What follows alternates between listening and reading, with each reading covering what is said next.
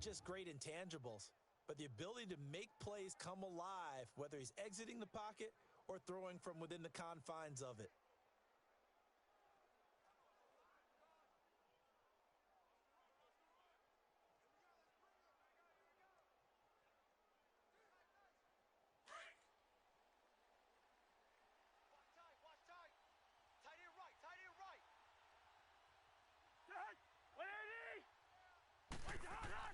Now a play fake here on first down. Forced out to his left and avoids the contact by sliding. Nice work to get 7 out of that, and it's second down. Partner, he was going through his progressions. Not there, not there. After about the third one, he decided he better pull it down and run for it. And he slides down and avoids the hit for good measure.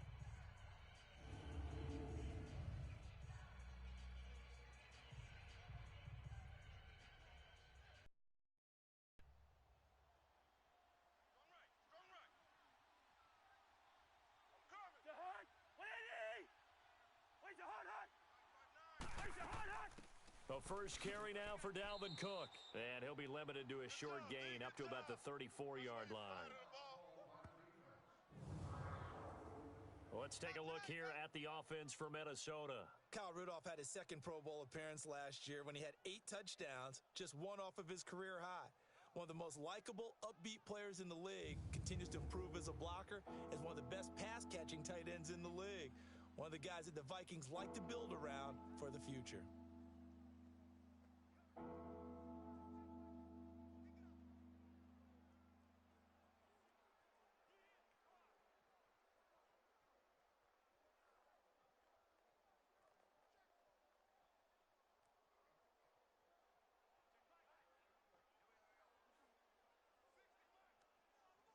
An early test for this defense. Here we go on 3rd and inches.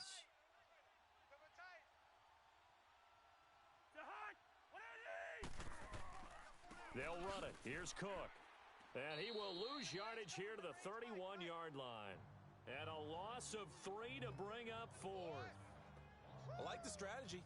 Extra tight ends, extra beef. They want to run the football, but that means they probably want to run it inside. If you get strung out on the perimeter, you're in peril. Yeah, we saw the result, negative yardage.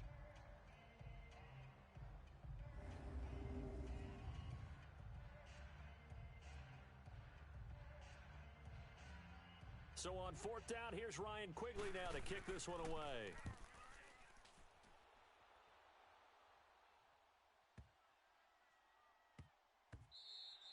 And that'll hit at the 5 and go into the end zone for a touchback. So here comes the Raiders offense now onto the field. They're led out by their quarterback out of Fresno State, Derek Carr.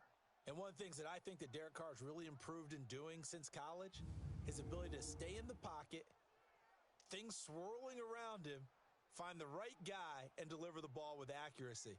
Derek Carr has great touch when he throws the football.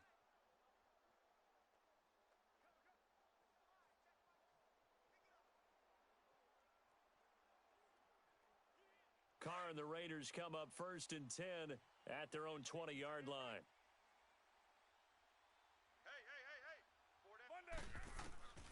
From the gun, it's Carr. And complete right side to Cook. And down he'll go at the 25. 5 yards on the catch there, brings up 2nd down. And this O-line, it is the lifeblood of the offense. They established the tone. Mean, nasty, physical. They can't wait to get after people. That allows the rest of the offense to feel confident.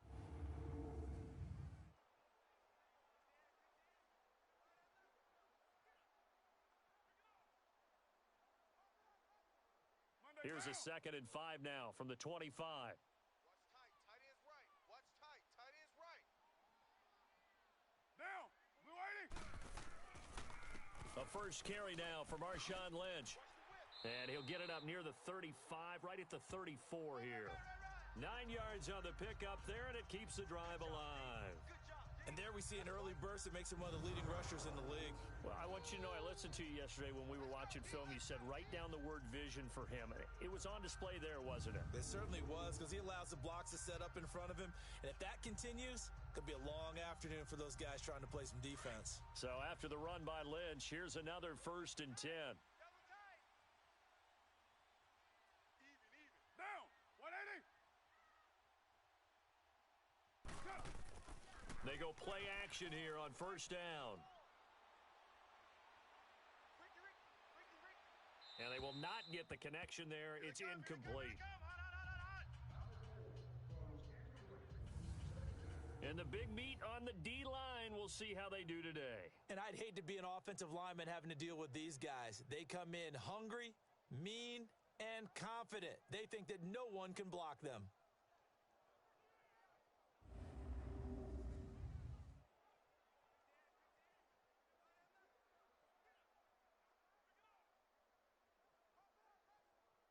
From the 34, they'll come to the line on 2nd and 10. Right. He's tight right here. He's tight on the right. Tight on the right. Get down. 180. On the ground, this is Jalen Richard. And he'll rumble for about 5, up close to the 40. A quick burst there, and he nicely bit off a pretty decent gain.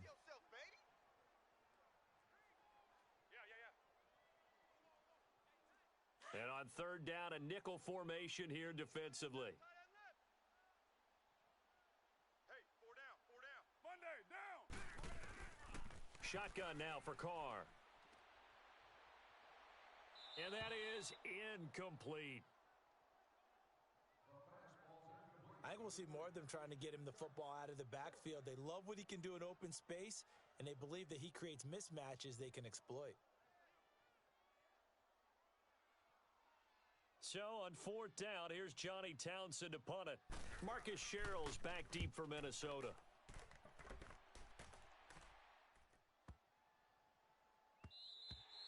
And that hits at the 6 and carries into the end zone for a touchback.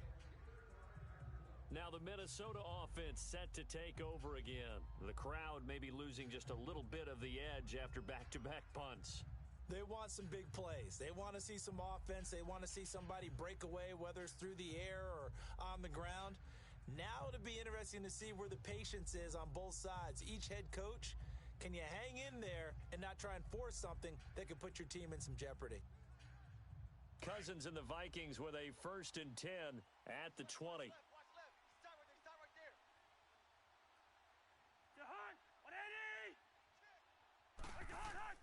Here's Cook as they begin on the ground. And he'll get only a couple up to the 22.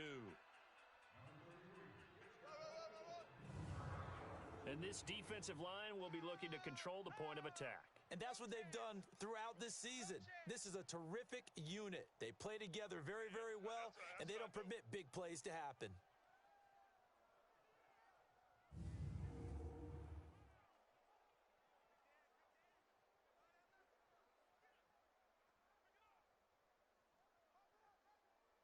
From the 22, here's 2nd and 8. Tight right.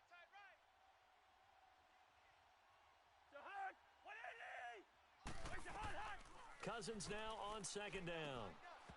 And incomplete there. A nice hit. Jars the ball free and brings up 3rd down.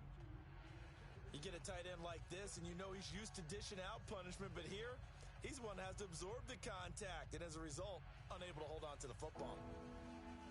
So the failure to connect on 2nd down, that leaves them staring up here at a 3rd and 8.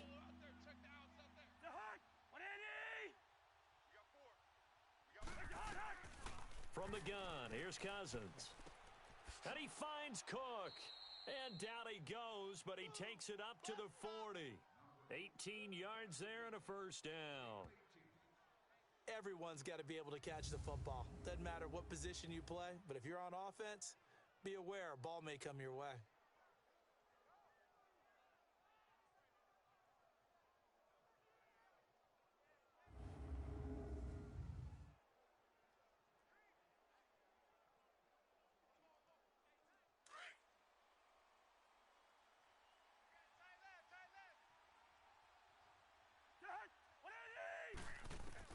Cousins on first down. Oh, he got position on him, and he pulls it in. And he is out of bounds, but not before he's inside the 30. A gain of 32 that time. That's a big-time pitch and catch right there. And, partner, I remember the days when quarterbacks would try this. They were holding their breath. But nowadays, they're counting on their receiver to be just a little bit better than the defensive back when it's one-on-one and the ball's in the air like that.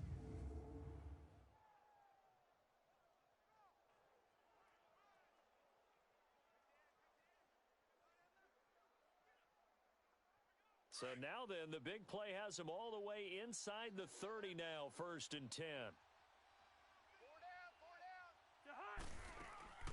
Play action now, Cousins. Oh, he's got a man wide open, complete.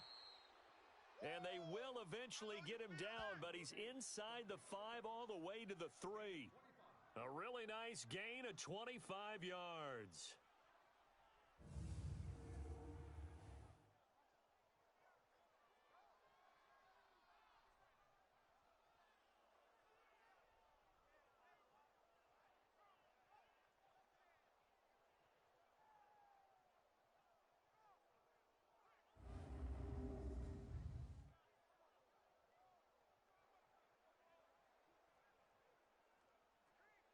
Two big plays in succession. Not sure this D knows what hit him, but now they got to get ready. It's 1st and goal. They'll run for it with Cook. And he's going to get this back to the 3-yard line and no further.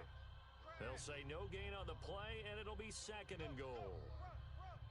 Well, it's been the air game that's taken them down on this drive before they finally turned around and handed it off on the last play. And now they're looking for the big boys to get him in the end zone. Couldn't do it there. It'll be interesting to see. Offensive lines had to pass block a lot on this drive. Will they be able to revert and fire out and create some space in the run game? Throwing, Cousins. And he just chucked that one out of bounds, out of everyone's reach. Maybe a wise call not to take a sack in this part of the field. It brings up 3rd down. Now we got 3rd and goal coming up, and couldn't you imagine being in that huddle, partner? You know they're looking at each other saying, we can't come away with just 3 points after this drive. Yeah, they've covered a lot of ground. They want more than that 3. This Raider defense not giving in. They'll try to hold once more on 3rd and goal. To throw is Cousins. It's caught in the end zone. Touchdown, Minnesota. In for the score. And the Vikings have taken a first-quarter lead. So they go play action, 3 tight ends out there in the heavy set. Well, they showed everything that suggested running play. Just what you mentioned, 3 tight ends, heavy formation, able to go play action off of it because if you're a defender, you're thinking it's a running play with that much beef on the field. But they passed it, and they got 6 out of it.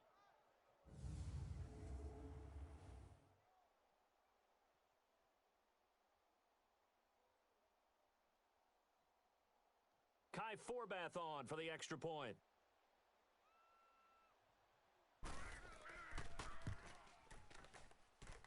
Forbath, the extra point, and that makes the score 7-0.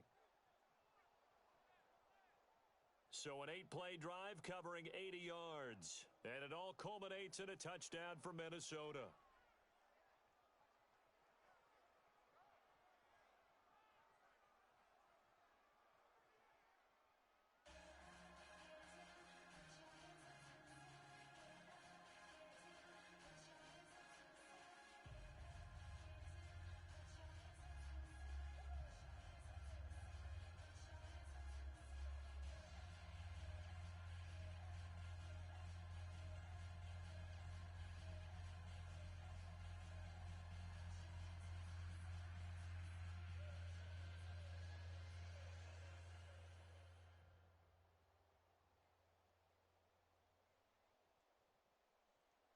Forbath out to kick this one away.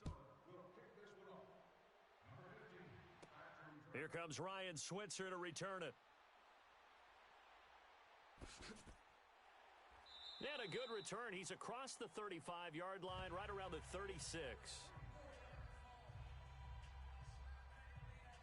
The Raiders offense now, they trot back out. They punted last time they had it. What steps, Charles, you think they have to take to make sure they don't do that again? Well, let's just go to the football 101, the trade expression 101. Win first down. Make 5, 6, 7 yards on first down and make it a 2nd and 3, 2nd and manageable. Keep accumulating first downs that way. Keep moving the football. You don't want to get behind the sticks because then the defense has the advantage. Carr and the Raiders come up 1st and 10 at their 36-yard line. Hey. 4 down. Down. Blue 80. Carr going to throw. Lets it go for Nelson. Almost able to intercept it. That's one he would have liked to have held on to on this first drive. Instead, 2nd down. And that's one he's got to be happy to have back. There wasn't a hole open in the zone. You'd have to think on early downs like that first down there, need to be a little bit more careful. Yeah, fortunately for him, got a couple more downs to play with.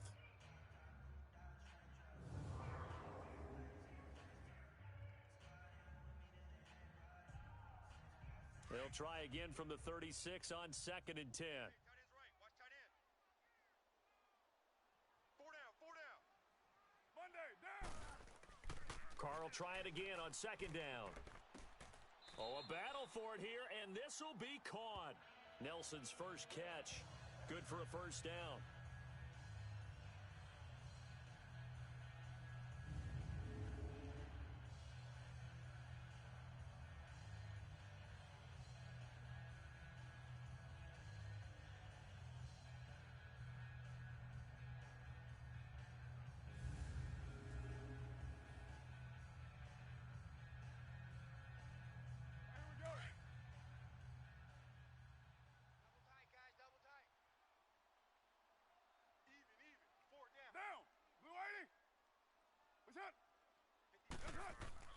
Carr to throw after the play fake to Lynch.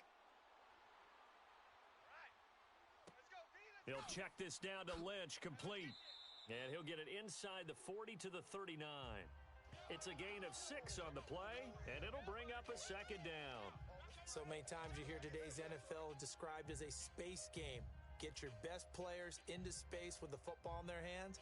That's why sometimes you just swing it out to your runner, get him out in the flat, and let him have a chance to make people miss an open field. 6 yards was the pickup on the last completion, so here's 2nd and 4. Get set. Right 80. They'll run it now out of the gun. And he's going to get it down to the 33-yard line here. They get 6 on the pickup there as the drive will continue.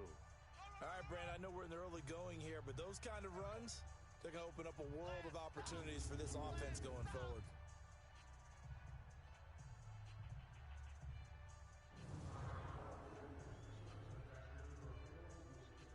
So they'll come up 1st and 10 now from the 33.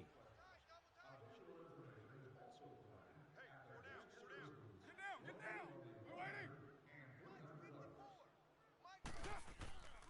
On play action, it's Carr. Watch the screen. Out left side here to Bryant. And he gets it all the way down inside the 10 and mark him at the 5. A really good pickup of 28 yards. The goal for any offense versus a zone defense, find the holes where guys are available and put the ball on the receiver before any defender can step up and fill it. They did it well there. Perfectly executed crossing route.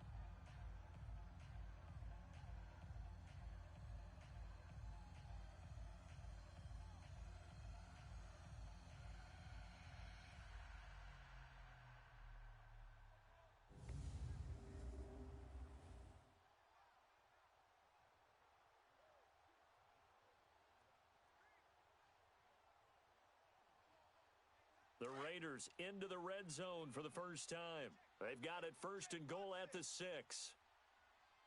Bryant, the lone receiver, left. Working from the gun, it's Carr. And it's caught. Roberts has it for a Raider touchdown. Seth Roberts, a 5-yard touchdown. And the Raiders, they're within an extra point of tying this thing up. Well, that's about as quick of a passing touchdown as you'll ever see right there. Everyone has a section in their playbook called the quick game. That was the super quick game. Out of the hands of the thrower, bam, right to the receiver, successfully for a touchdown. How in-depth is that quick game part of the playbook? It's pretty in-depth because people want the ball out of the hands of the quarterback into the playmaker's hands downfield as fast as possible. There are a lot of plays, a lot of options involved with that. Extra point up and good by Tavecchio. And we are tied at 7.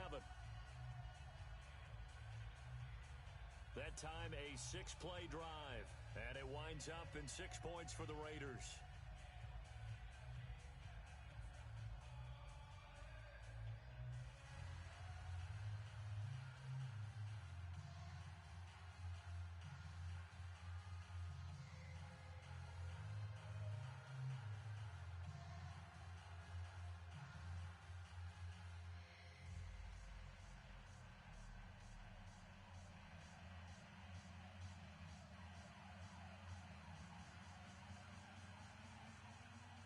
So we're right back where we started, all even as the kick's away.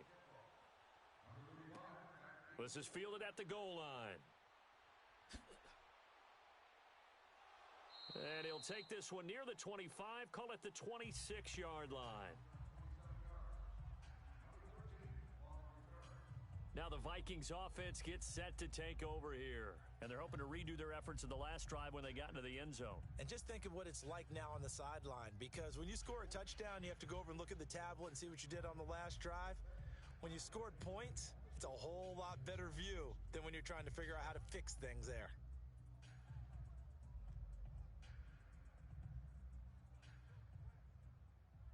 Cousins and the Vikings with a 1st and 10 at their own 26.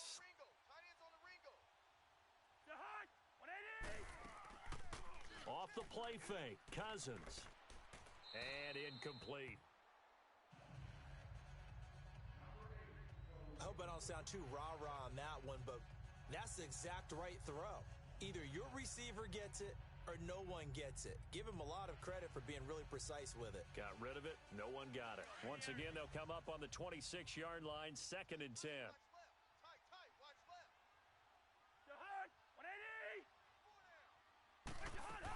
On 2nd down, Cook. And he gets this one just shy of the 40. They'll mark him down at the 39. They give him 13 yards there on the play and a fresh set of downs. Absolutely love the run right there. This guy's known for his quickness, but also for his speed, and he's able to get to the second level almost before you blink if you give him any type of blocking. Always talk about slot receivers, and they're usually known as quicker than fast. In this case, we've got a guy who's quick and fast, and he used it to great advantage.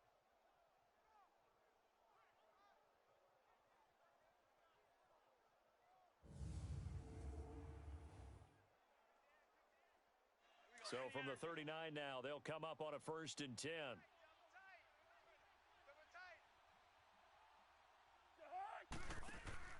They run again on 1st down, Cook. And able to get a couple as he's across the 40 to the 41. And there's the first tackle of the game for Carl Joseph. He's one of those safeties that you can utilize in any way you want. But I will have to say, I think the number one thing he does best is tackle. Watch 82. He likes to sneak out late. Watch 82. 2nd down, Cousins.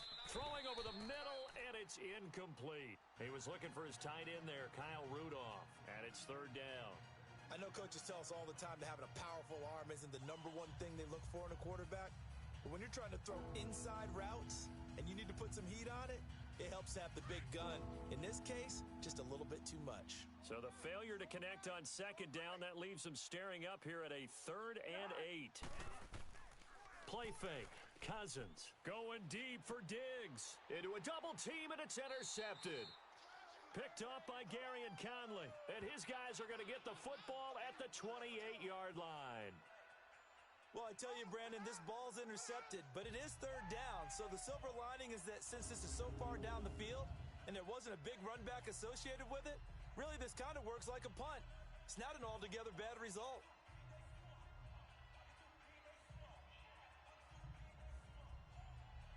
Now the Oakland offense heading back onto the field to take over. The last possession, these guys were able to tie the game with a touchdown, and now they'll have a chance to move out in front. Yeah, let's give a big assist to the defense who got the ball back. The special teams went out there, handled things. They've got it. They've got momentum. I know they're eager to get out there and put it on display.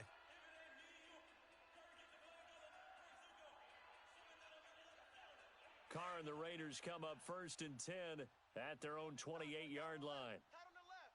Move. Monday, down. 180. What's up?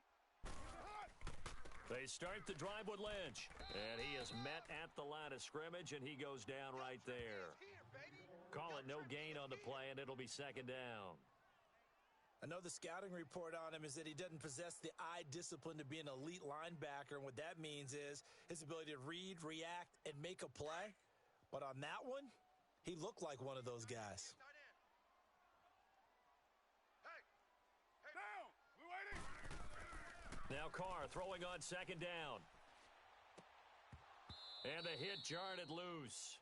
It's incomplete. Well, it's easy to see when we review this that the ball needs to come out quicker, because if you don't throw it right on the break, you bring a crowd of people into the equation. And that's why it got knocked away there. They had the incomplete pass on 2nd down. Now they need a big play here, 3rd and 10. Down. Blue 80. What's up? Operating from the gun. Carr. It's caught. Nelson. And he takes this up to the 40-yard line before being corralled. 1st down Raiders, the former Packer Jordy Nelson on the receiving end from Carr. Nice catch right there. Brings to mind the sentence, when in doubt, find your veterans. He used to laugh back in the day when they would call guys like him crafty veterans. You get up in your 30s, you're still playing receiver, but you're around that long at that position, you're doing something right. Just remember this, when he was young, he thought the crafty veteran was simply a guy who couldn't run anymore. Now he understands a little bit better. Carr now, 6 of 10 in this first half. He's got his guys a 1st down here. Carr gives to Marshawn, and he'll be brought down just shy of the 45. The tackle goes to Harrison Smith. I call that play a success. A nice inside run sets up a very manageable 2nd down, a very solid gain on that play. Monday, down. Watch tight. Tight end right. Tight end right. Get down. Get down. Wide 85. On 2nd down, Lynch. He had a great move, but he'll still be stopped shy of midfield. The tackle goes there to Linval Joseph. Frustrating for a defense, energizing for an offense. Finding a way to create that type of yardage in your running game, that'll make the guys carrying the ball very, very happy. Here we go. 87's mine. I got 87. Single. I got a Down. 180. Hut. Carr to throw on 3rd and 1. And this is going to be incomplete.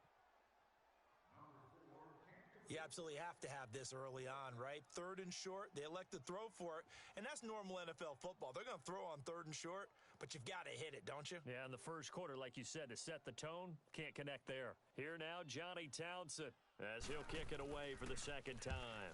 He gets this one away, and boy, it's another boomer.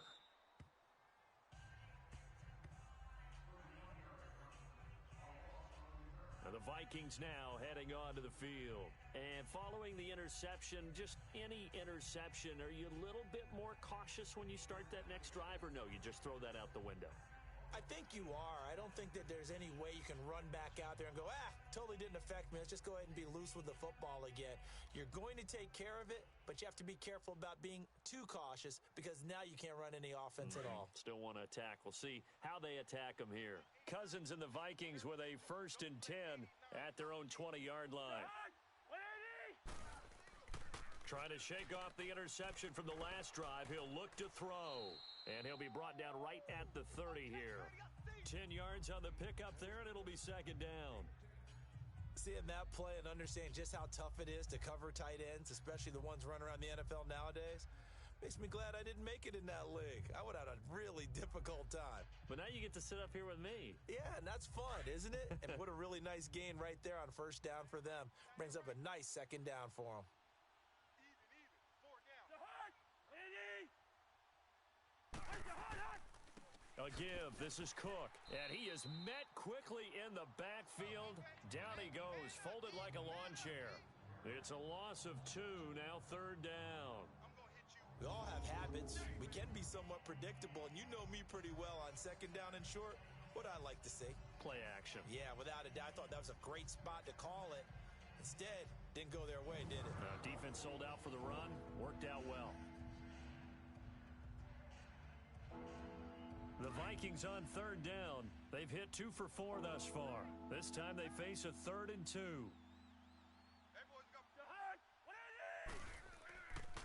Handoff comes to Cook. It goes as a gain of 8, and it moves the chains. Well, that's how you get right up off of the mat, because on the last play, they stoned him in the backfield and dropped him for a loss.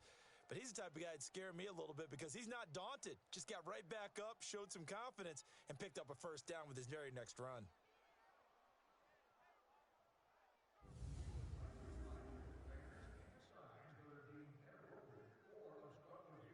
Ball up to the 35 now as they come up on 1st and 10.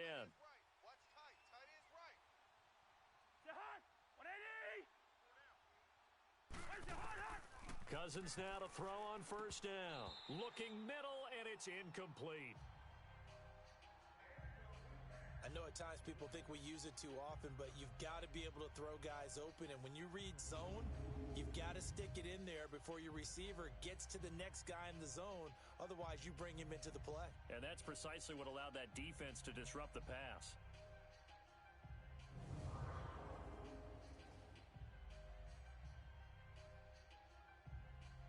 Here's 2nd and 10 now from the 35.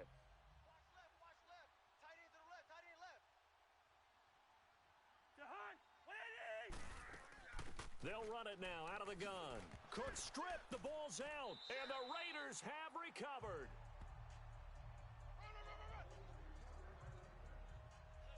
We figured they'd come out with intensity and aggressiveness on the defensive side of the ball, and they have an early turnover to show for it. They lived up to their reputation. That's who they are. They want to attack on every play, even though they're playing defense. And you're exactly right. Force the early turnover, and now they'll try to attack again and again throughout the game. The Raider offense now making their way toward the huddle and hoping to do better than they did their last possession when they punted the football. Appeal to the vanity of your offensive line. Tell them that they control your fate. Leverage guys. Win the line of scrimmage. If you do that, you start to win 1st down. You win 2nd down. And guess what? You start accumulating 1st downs, and that's what they need in order to not punt the ball again.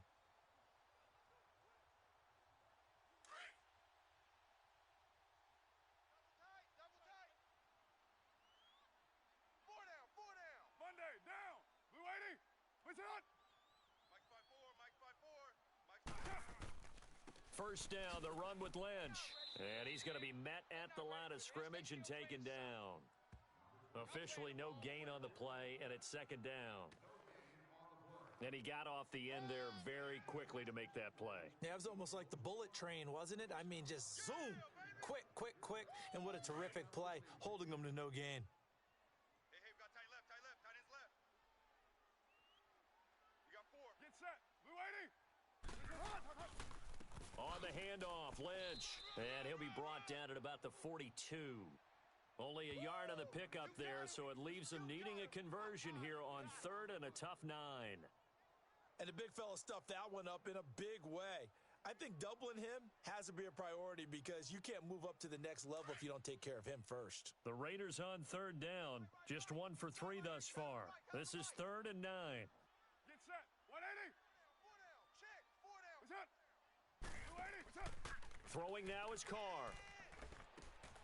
And Nelson's got it here right side. And they'll wind up getting this one all the way down inside the 20. That one goes for 24 yards. He's such a good route runner. Shows it there on 3rd down. Very proficient and a good pass. And you know what I've observed over the years in the NFL?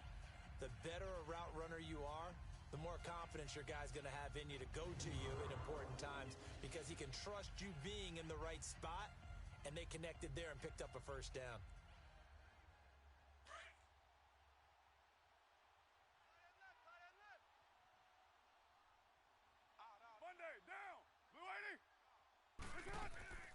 They'll run it now out of the gun. And he's going to fight his way forward here for a modest gain. He'll get a nice chunk there on the first down run, and it's 2nd and 4. That play wasn't quite as big as the play that preceded it, but still, got to like the way they're moving the football, partner. Absolutely. Pretty good room to run on that last play. Yeah, they didn't get a first down, but still, you'll take runs like that each and every time, won't you? Get set. Blue 80. Carr to throw on 2nd down. He's going to flip one out here to his running back. And he's brought down just outside of the 10 at the 11. They'll give him a yard on the play. And just like that, it's 3rd down. A touchdown apiece here in this first quarter of play. 7-all is the score. And we're back to Oakland after this.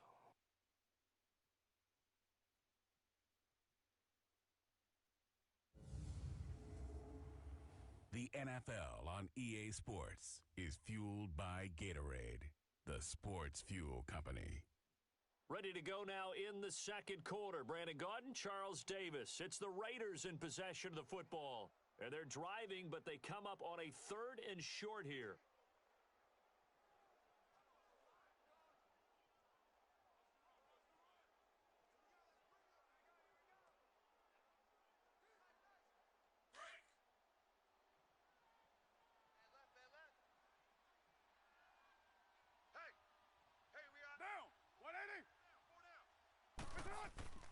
They'll run it. Here's Lynch.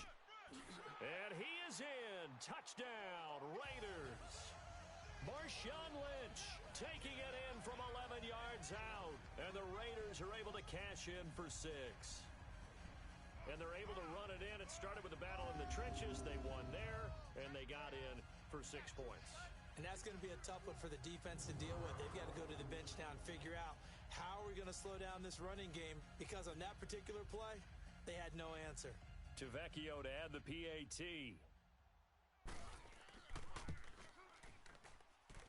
Tavecchio good on the extra point, and that makes the score 14-7. A drive that time of 6 plays, and it's all capped off by a Marshawn Lynch touchdown run.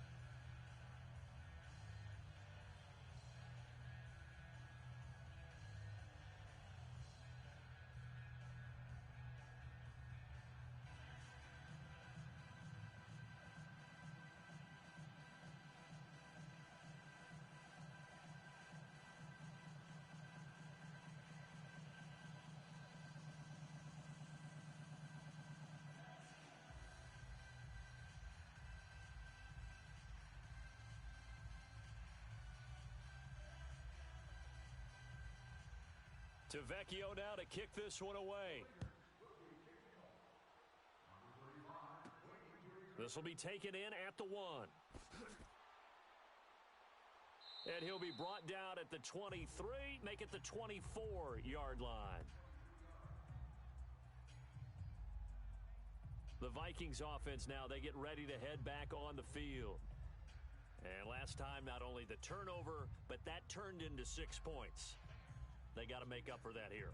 We always hear about empty possessions, but some are worse than others. So you can have an empty possession, punt the ball away, get yourself set to play defense, but when you turn it over, it changes momentum, and when they take it downfield and punch it in on you, that's a bad possession all the way around. Yeah, but you're hungry to get back out there, aren't you? You'd better be, because otherwise, it's going to be a long day for you. On 1st and 10, Cousins. Throw left side on target to Thielen. And they'll get it all the way up about 5 yards shy of midfield. And a nice gain of 21 yards.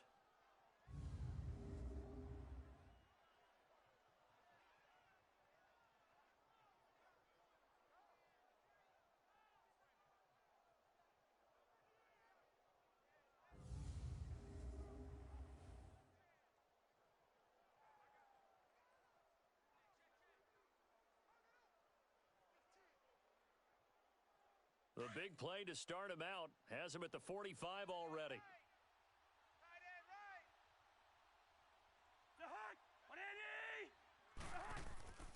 A 10th carry in the game for Cook. And he'll be taken down just shy of midfield after a gain of about 4. And that's one of the reasons you like to blitz even on rundowns. It confuses the blocking assignments and doesn't allow those offensive linemen to get up to the second level.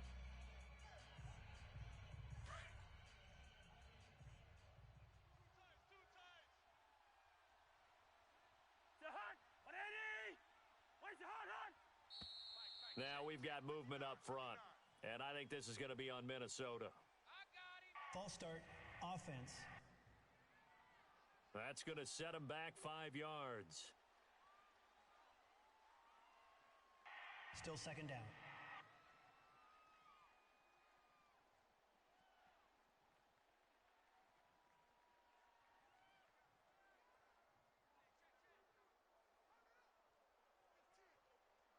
And that false start penalty certainly not helping their cause here. Second down and long.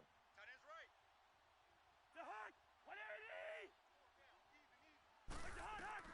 From the shotgun, it's Cousins. Going deep for Diggs.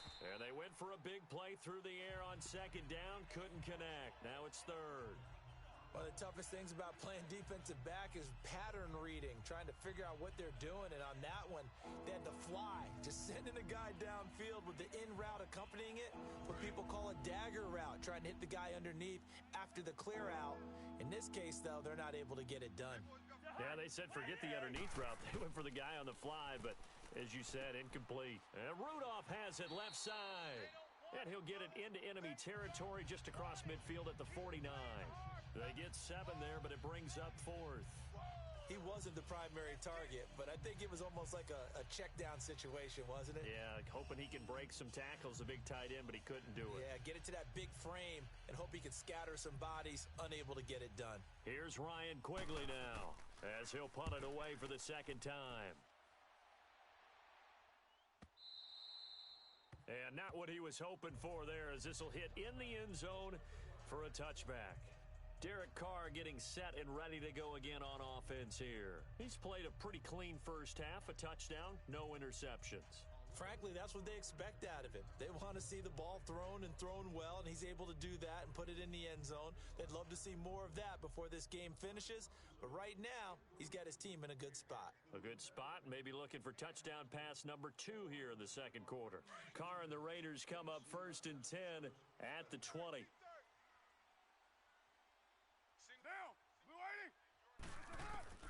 From the gun, it's Carr.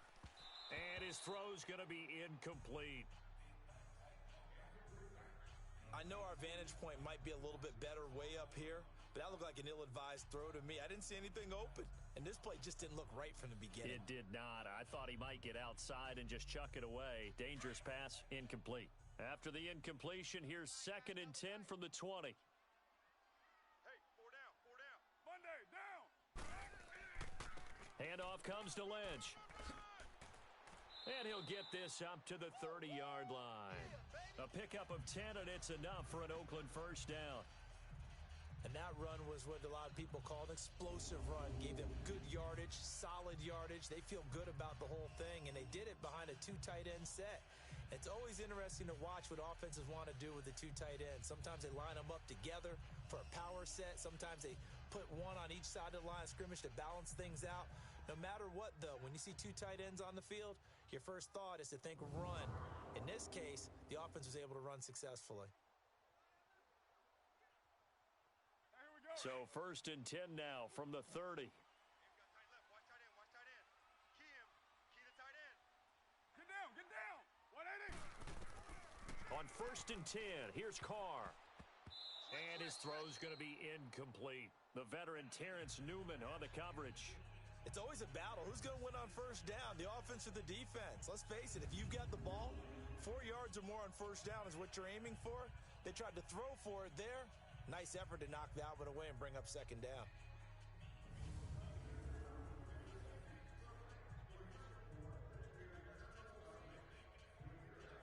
Ball on the 30 as they come up 2nd and 10. 4 down, 4 down. Alert. Get set. Blue 80. Right there. They'll run it now out of the gun. And that one blown up quickly, as he's going to be stopped before he could even get started. That'll be a loss of a yard, and it leads to a 3rd down. I know when I was a kid, I always got real excited when I saw those lateral type runs. But the best backs that made it happen, they put a foot in the ground and just go. That didn't happen there. That play got swallowed up.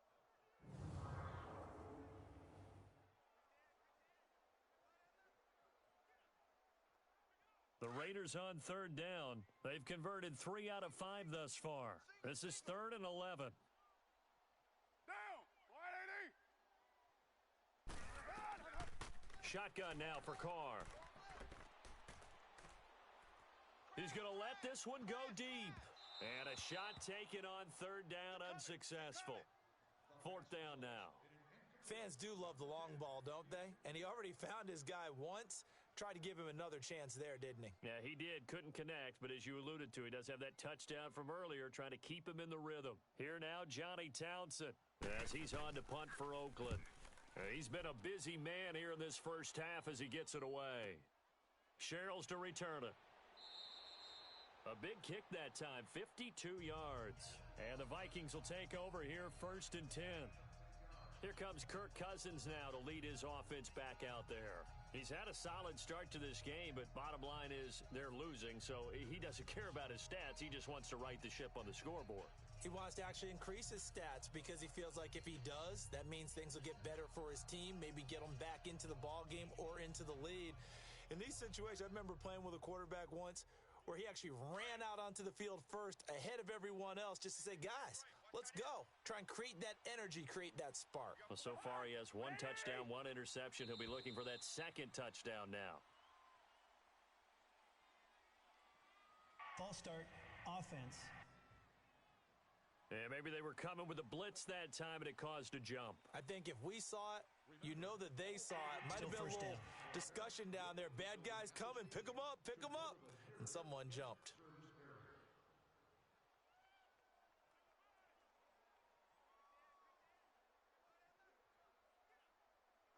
A false start backs him up 5, 1st and 15. Single.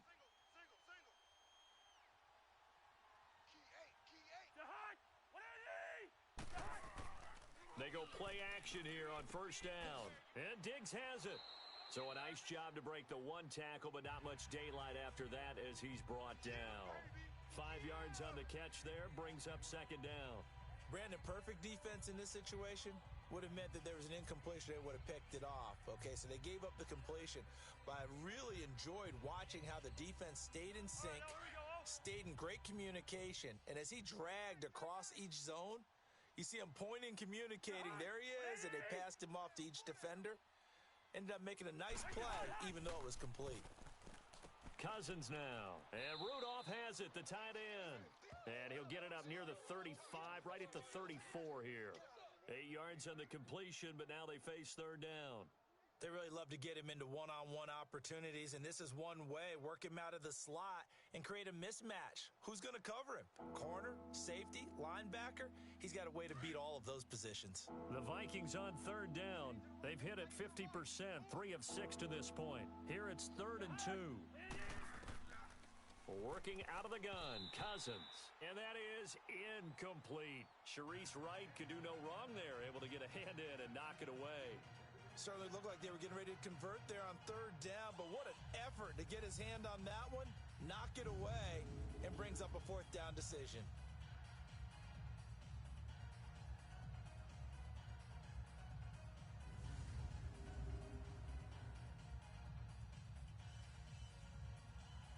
Here's Ryan Quigley now as he's on to punt for Minnesota.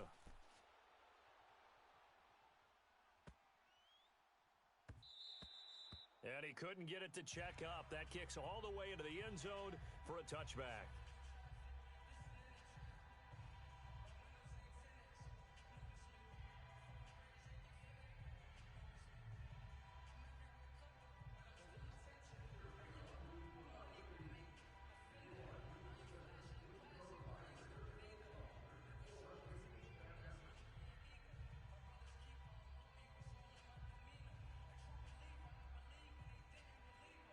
Carr and the Raiders come up 1st and 10 at their own 20-yard line.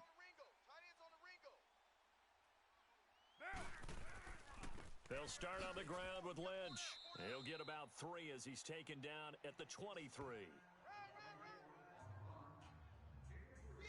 They tried a quick hitter inside, but that one was swallowed up because what they're hoping, those big defensive linemen will take the bait and move laterally and open up a crease that they can run through. Didn't happen on that play.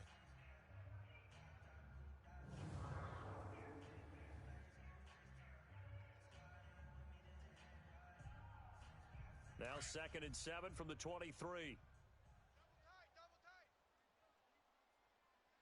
Hey. Board it. Down. Blue 80. A 10th carry of the game for Marshawn Lynch. And he's able to plow forward up to about the 29, just shy of the 30. That's going to be a 6-yard gain. It leaves him with 3rd down and just a yard to go. I think we can safely say that those types of plays are the backbone of this offense. We know not every run's going to be a big hitter, but you know they'll take that type of result on each and every attempt. The Raiders on 3rd down. They've hit it 50%, 3 of 6 to this point. They're up against a 3rd and 1 situation. To throw his Carr. Looks for Nelson, and it's intercepted. Xavier Rhodes with a pick, and he's able to take this one back to the 36-yard line. And, Brandon, this is a real nice job defensively of getting inside a quarterback's head and figuring out, okay, where's he going with the football? Because you can make an educated guess defensively, not all the time, but sometimes. And when you're right, you've got a decent chance of coming away with the football.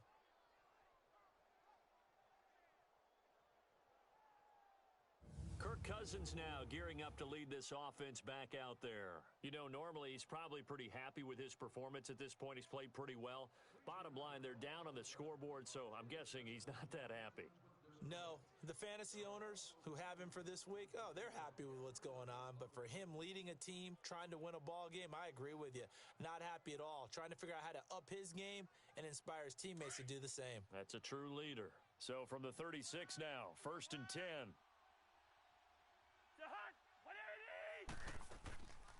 First down, here's the run with Cook. Absolutely nobody fooled there. He's going nowhere fast as he stopped behind the line of scrimmage. And that play was vintage Derek Johnson. Made a play in the backfield. In college, he did as an outside linebacker. Used speed to get to the backfield. Now, a bulked-up inside linebacker with multiple Pro Bowls on his resume.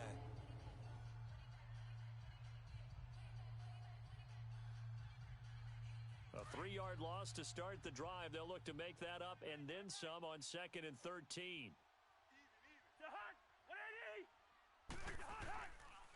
Now Cook. And he'll take this one down to the 36. The linebacker, Derek Johnson, in on the stop.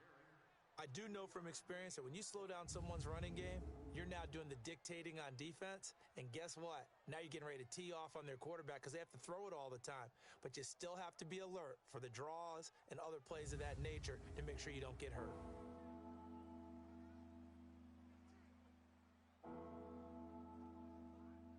And the Raiders call on a nickel set for 3rd down.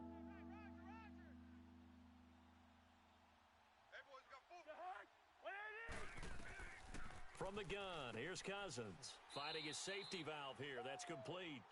And he gets it down to the 32. A gain of 4 on the play, and that's going to make it 4th down. Instead of throwing it downfield, Charles, they just tried to dump it underneath there. You like the call? I do. I think it's a high percentage play because you get the completion, and what you're counting on is your back to use his legs and his elusiveness to make people miss and pick up the 1st down. In this case, it didn't happen.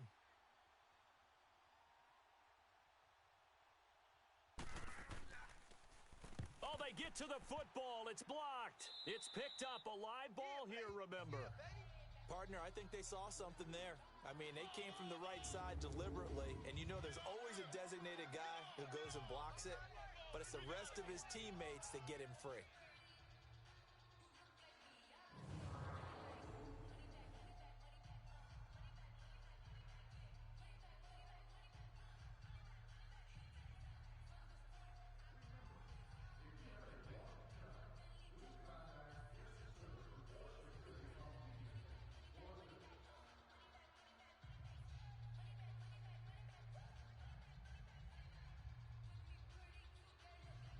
So now a chance for points in the opposite direction after the blocked field goal.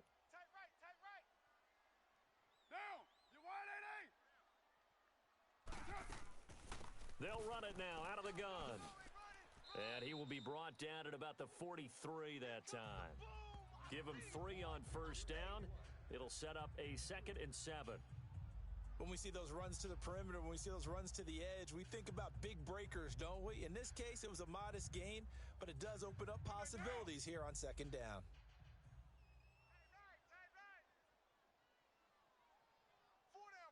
Get set. Blue 80.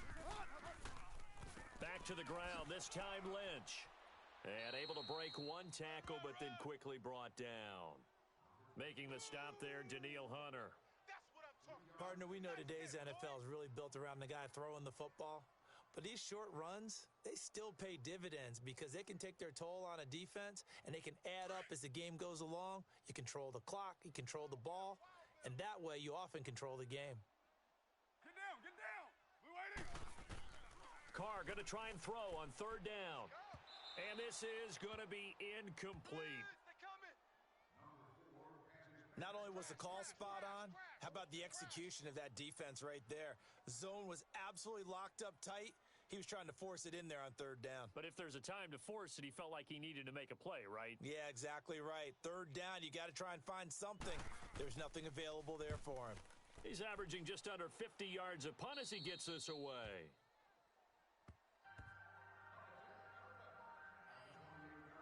The Vikings offense now heading out to take over.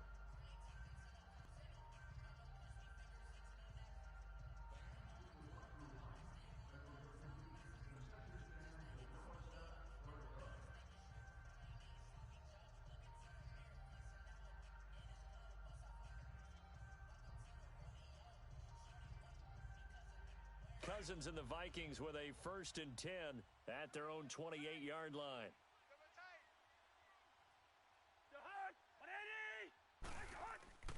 Now a man who began with the Raiders, it's Latavius Murray. And he is met in his tracks behind the line of scrimmage. He'll wind up losing a yard on the play, and it'll be 2nd and 11. Anytime you call an inside running play, you just know there should be a lot of congestion there. You're counting on your offensive line to take control of the line of scrimmage. That didn't happen in this case, and that play got bottled up. A loss of a yard there to start out. That leads to a 2nd and 11. Tight end right. Tight end right. Back to the ground. This time Cook. And he'll push his way forward to about the 32. In on the stop, it's Tahir Whitehead. But you've got to give kudos to your offensive line and the guy carrying the ball because they were in a 2nd and long situation. It seemed pretty dire, but they brought it back to 3rd and manageable with that run. The Vikings on 3rd down. They've converted 3 times in 8 chances. This will be 3rd and 5. Cousins. Incomplete. He had his hands on it but couldn't pick it. But it's now 4th down. Well, they've had a pretty frustrating first half here offensively, and that just continued there with that incompletion. And definitely frustrating for them, but heartening for the other guys. Those stop troops, they're enjoying things right now because they've made it very difficult for them throughout the half.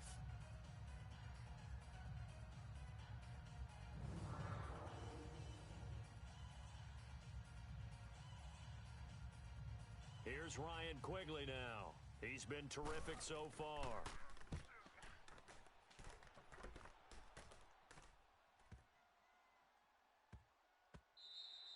And no one there to stop it. Hits at the 8, but it carries all the way into the end zone for a touchback.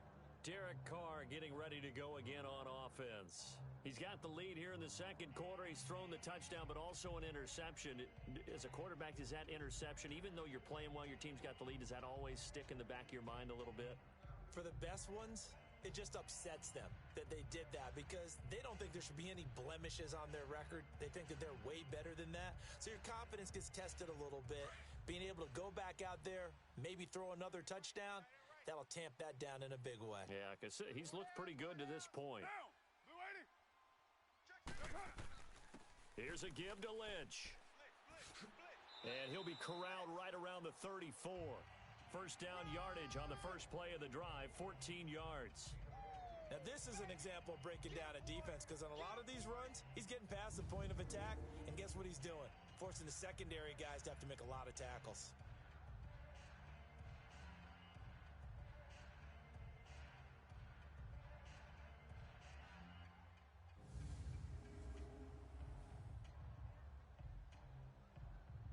From the 34 now, here's 1st and 10.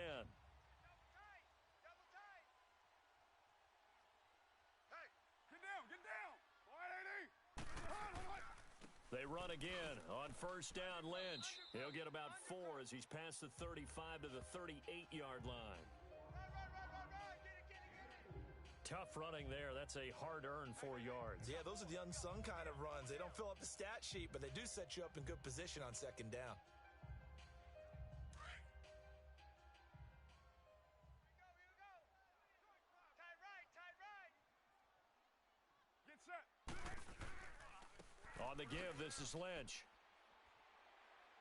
And hard running's going to get him over the 40 to the 42. We got three. Give him 4 on the carry, and it'll make this a 3rd and about 2. 2 straight 4-yard runs, and it is steadily working the ball downfield. To me, they're staying right on schedule. 1st down, you want 4 yards or more to set up the rest of the drive. They're getting exactly that. The Raiders on 3rd down. They've converted 3 times in 8 chances. This time they face a 3rd and 2. 4 down. They'll run it now out of the gun. And an alley to run. And he brings this up to the 46. Good enough for the 1st. It's a gain of 4 there, and it gives him a new set of downs. I think I saw a lot of shoulders just drop there. And what I mean by that is they finally were able to relax a little bit because that was an important play call. They needed to pick up that 1st down at this stage of the game. Yeah, couldn't afford another quick drive and out.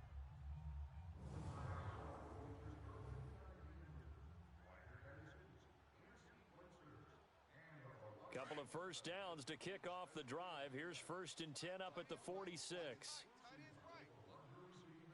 Get set. Wide 80. Right back to him on 1st down. And he'll lose yardage on the play back at the 45-yard line. It's a loss of a yard there, and now 2nd down. Anthony Barr got a real education at UCLA in playing not just his normal position of stand-up outside linebacker, but down defensive end. So he had to incorporate a variety of moves, take on bigger people. So he learned great leverage while he was there. That really helps him when he's trying to stop people running the ball. Born in South Bend, Indiana. Thought about going back to go to Notre Dame, but you're right. Great career at UCLA and now a great career in the NFL. Blue 80. They'll run with Marshawn Lynch. And he'll be brought down at the 50 after a gain of about 5. On a 2nd and long, it's really nice to see an offense that has enough confidence to run the football in that situation. I think that goes back to their practice and game planning. They've seen things that they've seen on tape and in previous games that led them to believe that even in a long-distance situation, they can still run the football and gain enough yardage to put themselves in a good spot on 3rd down. Now he'll dump it underneath to his running back, complete. And they'll get him down as he's inside the 40. A pickup of 10, and it's enough for an Oakland 1st down. Good route, good pickup for 1st down yardage, and that is a tough one to cover, the angle route, because a running back getting out of the backfield, if you're trying to cover that, especially if you're in the linebacker spot and you're seeing this play develop, he heads out towards the flat first, and that often gets you to overcommit running in that direction. Then he cuts back up inside you into the middle of the field. That's what we just saw there for a nice pickup. Hey, 4 down. Get set. Blue 80. Hey, watch Sam. Check Mike. Blue 80. Set. They run. Lynch. And he only manages a couple here down to about the 38-yard line.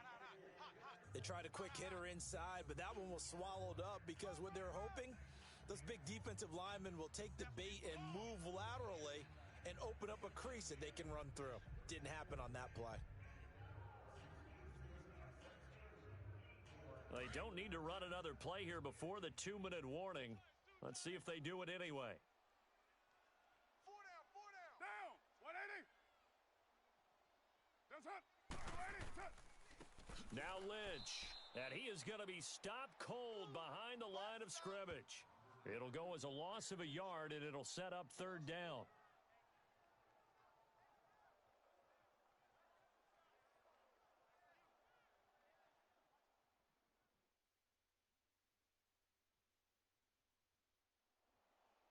Fans, a reminder, I have a note card here that says ad-lib halftime previews. So I guess let's do just that as we'll hand things over to Jonathan Coachman in Orlando when this one reaches halftime. Did I do okay? You did great. Not a bad job. Hey. Writing down your ad-libs. If you print it, I'm going to read it. I'm Brandon Gaudin. The Raiders on third down. They've hit on half of them, 5 for 10. This is 3rd and 9. Monday, down. You 180. From the gun, Carr. And he finds Cook. And he's going to be taken down here with a penalty flag on the field. Holding offense. That's on the big guard, Gabe Still third Jackson. down.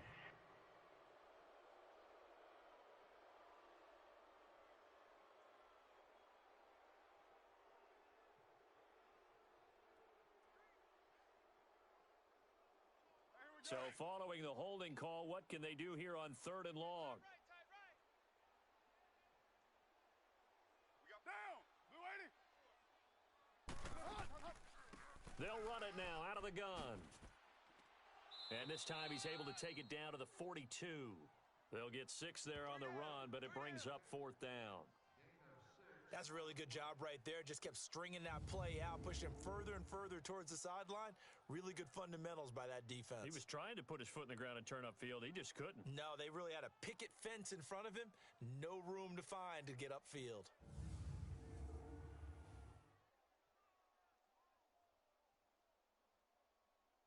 Here now, Johnny Townsend, as he's on for the 5th time here today. And he deserves a bronze leg as he gets this one away.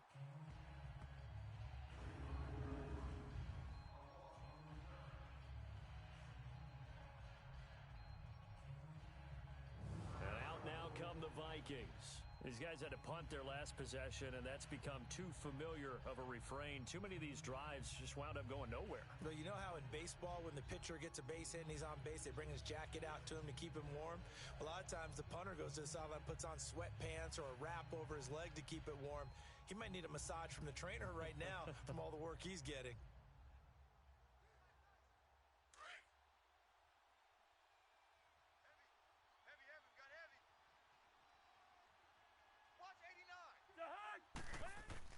Cousins on 1st down.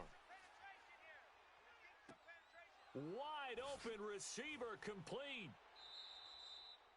A very solid gain of 27. But when you hit him on the move like that, and he's able to get into open field with a full head of steam, oh boy, it's going to be tough to get him down. Yeah, there was a big window. They're lucky they did get him down.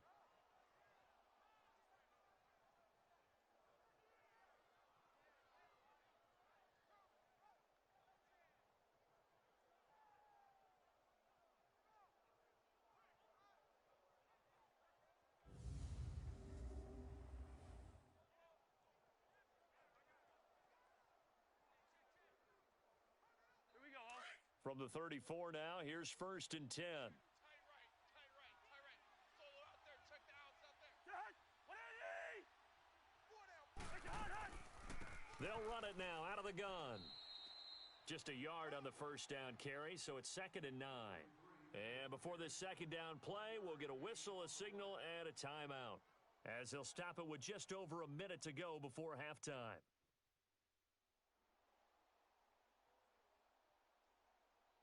And we are back here. I'm Brandon Gaudin alongside Charles Davis. So the offense takes a timeout, and now we're set to get going.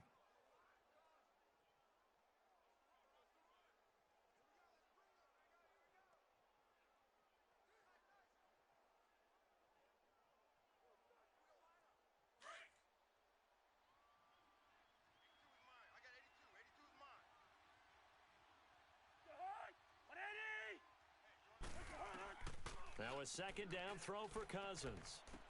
And this one taken in on the right sideline, but not in the field of play. They say it's incomplete. The throw led him a little too far. It brings up 3rd down. But one thing that I've liked defensively is that they've shown them a lot of different looks here in the first half. They've come after them. They've sat back.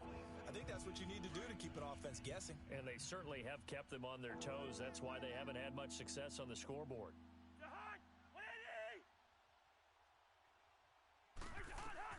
On third down, Cousins. Oh, it's a screen pass. That's complete. And he'll be brought down shy of the 40 at the 38-yard line. Now whistles, and the Raiders are going to signal for a timeout as they get the stoppage with a little over 50 seconds to go in the first half.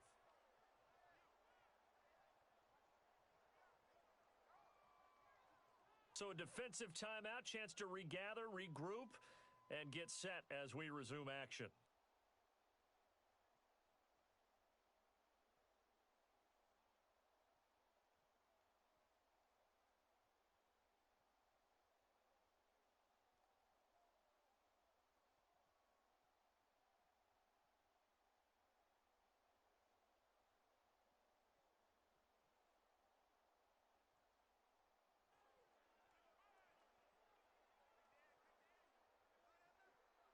Here's Ryan Quigley now as he's on to punt for Minnesota.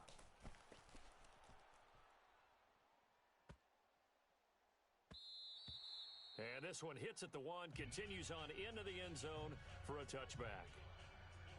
Derek Carr getting set and ready to go again on offense here. He's got to be feeling pretty good, playing well. Team has the lead, so just looking to mount a drive here that ends in the end zone. And all quarterbacks will tell you, hey, we love a running game, helps us out. But at the end of the day, they want to rely on their arm. Throw the football, feel good about things, keep things moving in the right direction. Right now, that's exactly what we're seeing. And we'll see if that continues. Tight, watch left. Tight, watch left. Down. 180. We got four. Carr now on first down. Roberts with it over the middle. And down he'll go at the 25. Now before this second down play, we'll get whistles and a timeout as they stop it here with just under 40 ticks to go in this first half. So we're back in the offense getting set following the call of that timeout.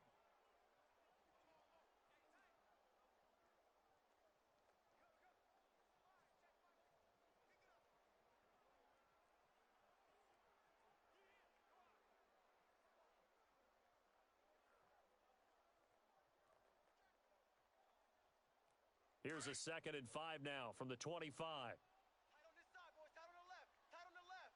Move. Get set. 180. Hey. On second down, here's Carr. He'll get this one to Switzer. And he'll get it up to the 33-yard line. He's got his first catch here before halftime, and it goes for a first down.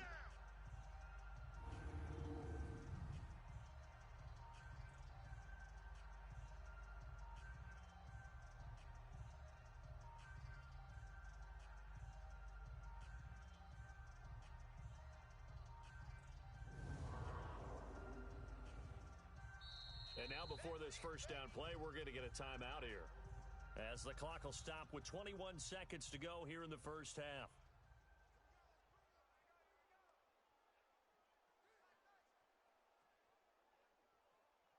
And welcome back. The offensive unit, they took the timeout, and now they get set to line up as we resume action.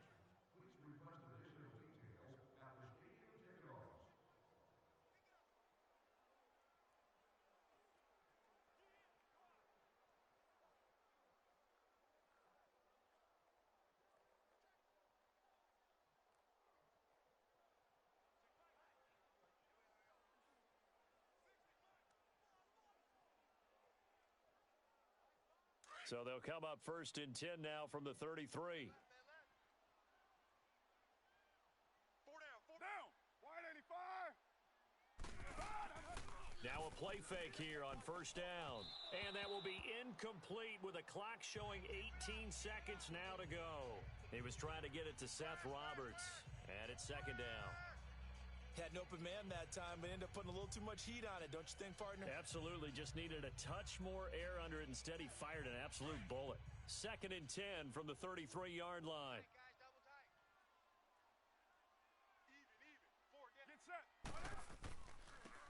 the ground, it's Lynch. And he'll get this one up to about the 39 here. They get 6 here after the incompletion, and it'll leave them with a 3rd and 4.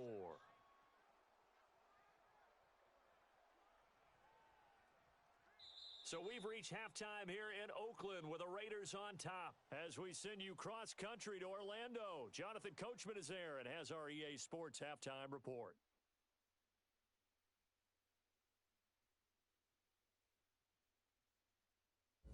All right, Brandon, thanks very much. Welcome, everybody, to our abbreviated version of the EA Sports halftime report. This one has been a hard-hitting affair to this point, and you got to expect we'll see more of the same in the second half. And to bring the action your way, let's get it right back out to Brandon Gott. Okay, Coach, appreciate it. A one-touchdown game here as we get set to resume play in the second half.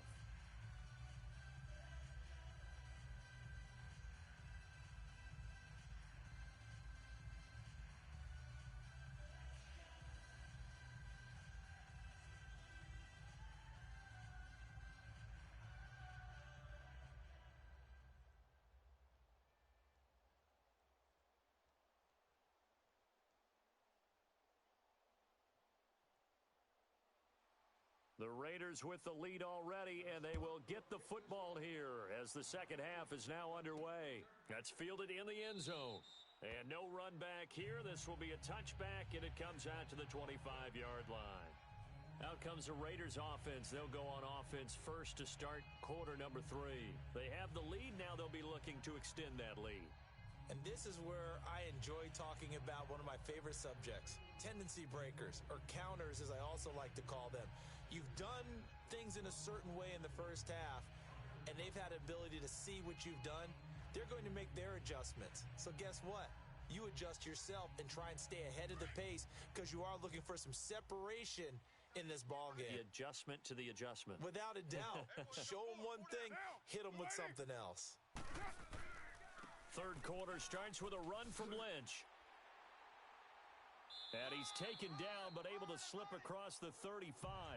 Solid way to start the drive. 13 yards, picking up the first. Really good, skillful, tough running throughout this contest. Picked up first down after first down. He's got to have a nickname, doesn't he? How about the human first down machine? I think that fits.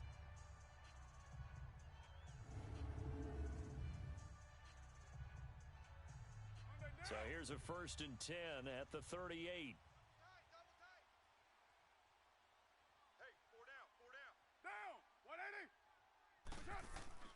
Running game working. They'll stick with it on first down. And he'll muscle his way up to the 43 for a pickup of right around 5. They're trying to show that they can run the ball and protect this lead. Give it to the backs, play a little bit of keep away, don't you think? And that's probably a good philosophy at this point. Going to make that defense stand up and stop them. Watch tight end. Tight end's right. Tight end's right. Down. 180. Carr gives to Lynch on the draw. And an alley to run. And he'll get it out to midfield. Looks like, yeah, they'll spot it right at midfield at the 50. 7 yards there, good enough to move the sticks. And there we saw one of the downsides of blitzing during a rundown because sometimes you get out of your gaps. You don't fit the run quite as well because you're headed towards the ball carrier with abandon.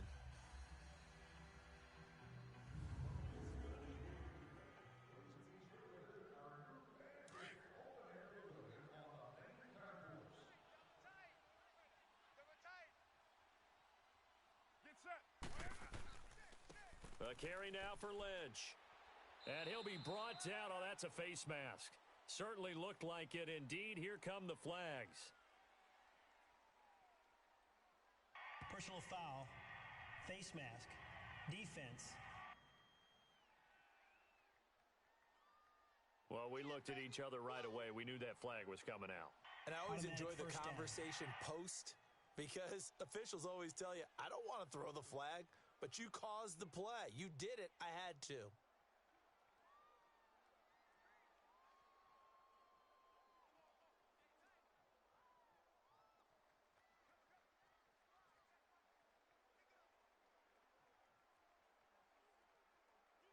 And now it's 1st and 10. A big mistake, especially when you factor in the personal foul yardage. 4 down. False start's going to push him back, but these days, how hard must it be to be an offensive lineman? It's very hard, Brandon. You've got defensive linemen flinching, trying to draw you offside. You've got the loud crowds, and there are just so many super athletic players on defense now that you have to deal with each week. But through it all, these guys just sit in there for 4 quarters and slug it out.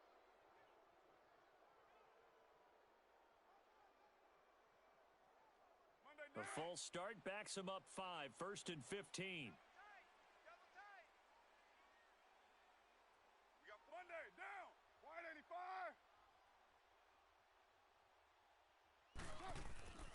Following the penalty, Lynch. And a 5-yard gain as he's down inside the 30 to the 28-yard line. Looks like they're establishing a pretty good pattern here because they've been very heavy in the running game on the last 4 plays. Yeah, you took the words right out of my mouth. So far, 4 plays in this drive, all 4 on the ground.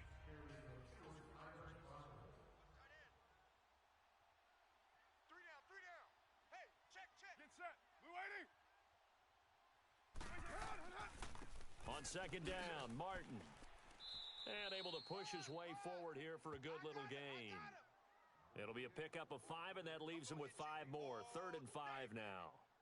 Despite the blitz, they're still able to pick up a nice solid gain. The disadvantage of blitzing often alters the normal spacing and run fits and leaves creases like they were able to exploit right there. The Raiders on 3rd down. They've converted 5 times in their many chances thus far. This will be 3rd and 5. Now Carr. Now they set up the screen. That's complete. Good contain. No gain on the screen, and it'll bring up 4th down. They dialed up the blitz on 3rd down, and your worry as a defense that they can hit you with a big play in that situation. Instead, the blitz pays off, able to rally to the football and make the play.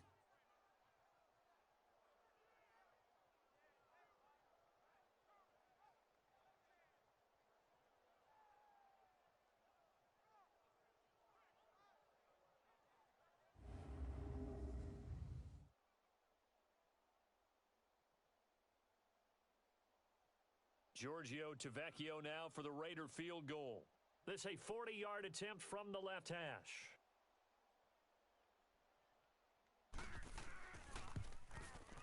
Tavecchio puts this one through, and they will move up by 10 now, 17-7. So that's a 7-play drive that ultimately stalls out there at the end. And things were a little leaky in the beginning on that drive, weren't they? But how about the front 7? As they got closer to the goal line, things stiffened a little bit and forced the field goal.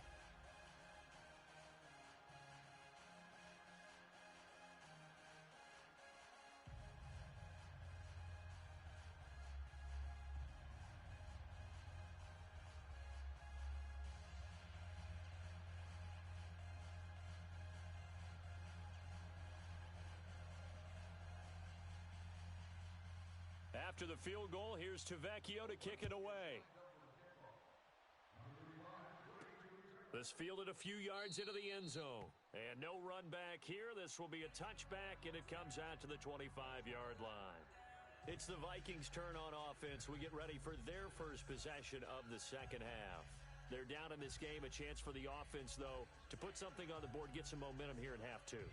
Try and get things kick-started for them. And you know at the half, they discussed how they were going to get that done. This is where scripting comes into play a lot of the time. How many plays do you script coming out of the second half? Most of the time in the first half, you're scripting 12 to 16. I think in the second half, you're really scripting more like 8 to 10. Kind of a starter or an opener, whatever terminology they use. Just something to get you off to a quick start. They'll try and get the running game going here with Murray. And forget about finding a lane. He barely had time to look up before he was planted in the backfield. You know, despite the scoreline, I think they've got to like where they are here. They're on the road and just one big play away from getting right back in this game. I'm going to follow right along with you because the spot they're in now is a credit to their defense. They've kept them in it by making the plays that they've made, and that just means you're one big score away from being right back there. Now, the question is, can this offense step up and make that play? Because that's been an issue for them in this game. After the loss to start out, here's 2nd and 11. On 2nd down, Cook. And he'll go down right at the 30-yard line. Give him 5 on the carry there, and it'll set up a 3rd down. And there's a run to be happy with. Good, solid yardage. You'll take that anytime you hand the ball to a back. This offense in desperate need of a conversion as they come up on 3rd down.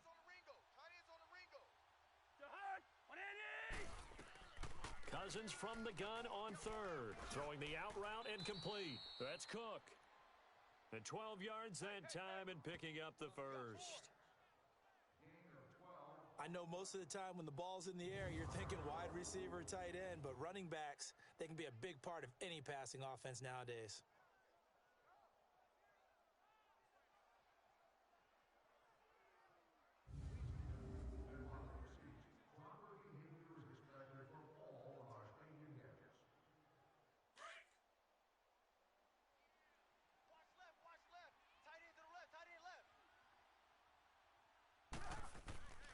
Another tote for the workhorse this afternoon. It's Cook.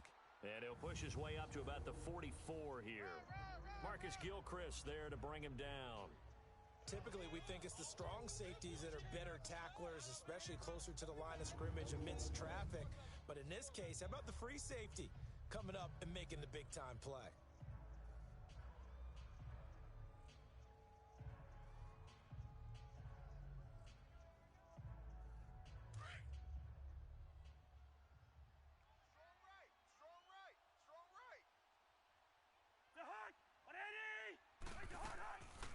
They run it again with Cook.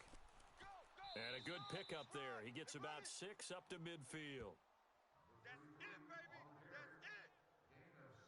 Well, if you're a football guy, that's a pretty run because everyone is in sync right there. Obviously, the guy carrying the ball, but how about the people up front? Leverage, athleticism, they created some nice space for him.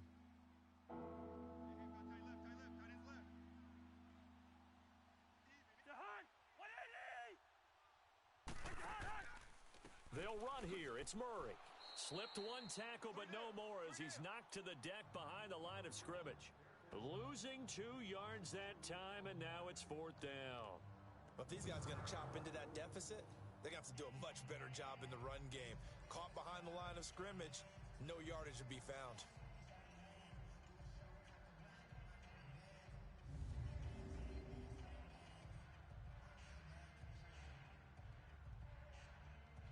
Here's Ryan Quigley now. He's been one of their few bright spots so far.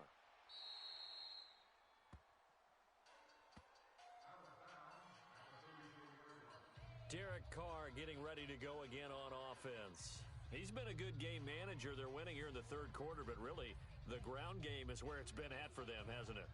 So whatever the game plan was, you just got to focus on continuing to run the football. And really that takes the pressure off of the guy throwing it around. Doesn't have to be the focal point. Hand it off, let him chew up the yardage in big plays, and your team's winning. The only people upset, the fantasy guys who may have started him at quarterback in their leagues. And we'll see if they continue with the recipe of the ground game. They start the drive with Lynch. And able to use his blockers to get this up over the 40. 7 yards on the pickup there, and it'll leave him with a 2nd and 3. Well, no matter how they phrase it, staying on schedule, staying ahead of the sticks, whatever you want to call it, 7 yards on 1st down, that fits the bill.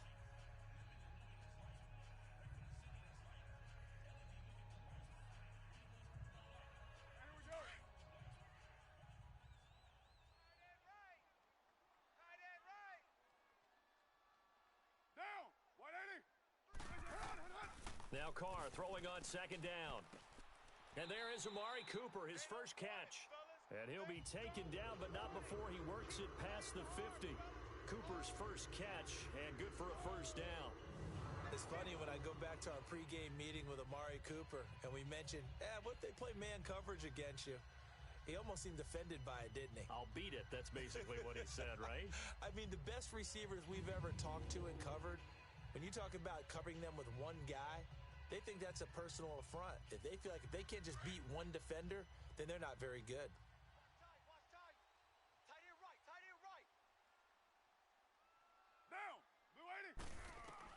Carr now on 1st down.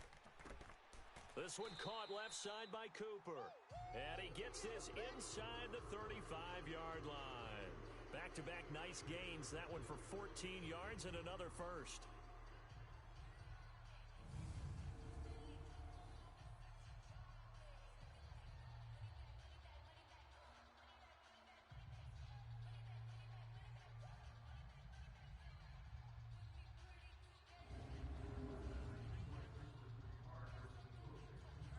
From the 34 now, here's 1st and 10. Tight end right.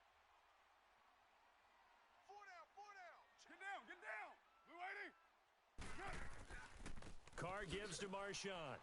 And for one of the few times here today, this run's not going to go anywhere.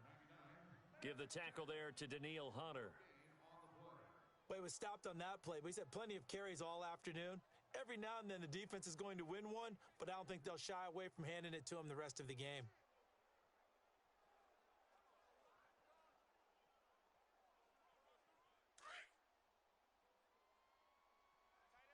Tight end left. 4 down, 4 down. Get set. Wide 85. They'll run it now out of the gun. And the second wave of tacklers is going to get him as they stop him behind the line. He lost 2 there, and it's 3rd down. Sometimes with the running game, you've just got to stick with it. Look, it's the 3rd quarter, no time to panic.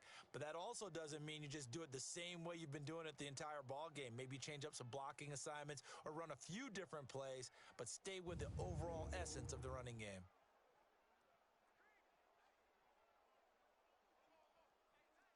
And the Vikings with an extra defender in the secondary on 3rd. Playing coverage here. Key to tight end. Monday, down. You wide 80. Hut. Carr to throw after the play fake to Lynch. And that is incomplete. Tremendous field position there and a perfect time to do exactly what they did. Take a shot at the end zone. And they went for the big play, just unable to complete it. So out comes a field goal team now for the 2nd time here today. From the left hash, this from 53 yards out.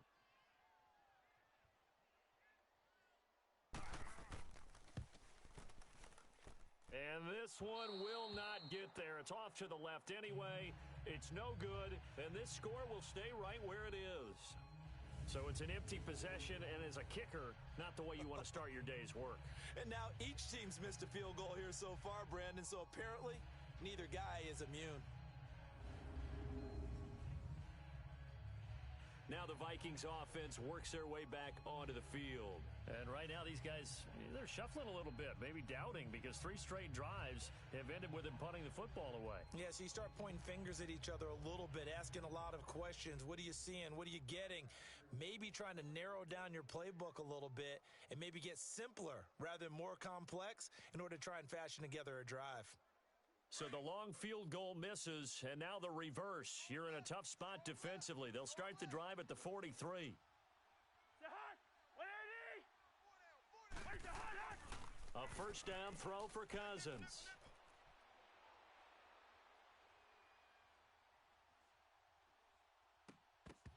He couldn't quite hold it. Got hit.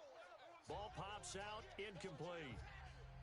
Even without a ton of pressure in his face, it just shows how difficult it is to pick apart his own defense. Those guys are sitting back, and they're not playing receivers as much as they're playing the eyes of the quarterback and when he delivers the ball. So 2nd down, still 10 yards to go. Ball on the 43. 4 down, 4 down. Handoff comes to Cook, and he loses the football a 2nd time. Yeah, baby, boom. Wow, that ball gets knocked free, but a teammate comes along and scoops it up. It's almost like baseball. Guys at bat, people are on base in scoring position. One guy doesn't get him home. The next guy comes through and picks him up. And avoids the turnover.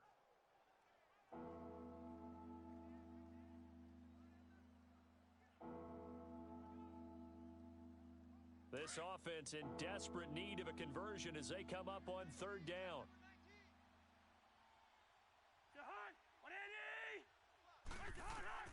From the shotgun, it's Cousins. And incomplete on the deep ball. We're We're into the second half now, and this is an offense that continues to struggle to sustain a drive. Looks like they're just totally out of sync, whether they're running the ball, passing the ball like we saw there. I don't know. The rhythm seems off. Here's Ryan Quigley now as he's on to punt for Minnesota.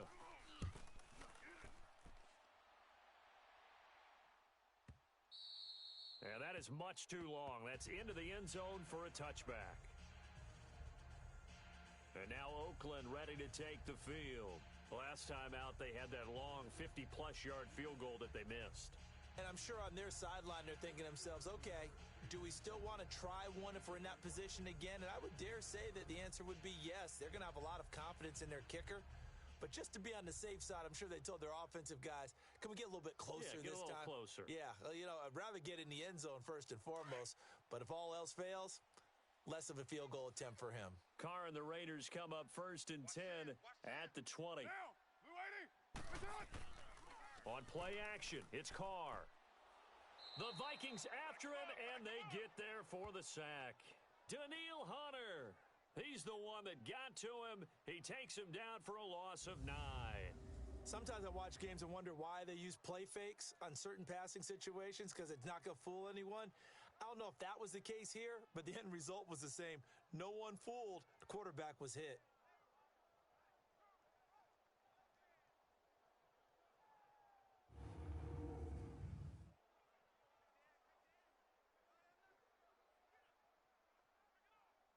After the sack, it's 2nd and 19, and the road gets a bit tougher from here. Hey, get set. Wide 80. On the handoff, Lynch, and an alley to run. And he'll go down just shy of the 25 at the 24-yard line. It'll be a pickup of 13 on the play, and that'll make it 3rd down. In today's NFL, when you get teams in long yardage situations with your defense, you're really going to go to your speed packages. You're going to get smaller, lighter guys on the field in order to cover the expected pass. So they might want to run the ball against a smaller, lighter lineup with your big guys, and that's exactly what happened on that play. It was tough on them, and now instead of being in 3rd and very long, they ended up setting themselves up in 3rd and manageable. They've got a chance at a 1st down. Monday, down. Throwing his Carr on 3rd down. Now he'll dump it underneath to his running back, complete. And he'll get this up to the 34-yard line.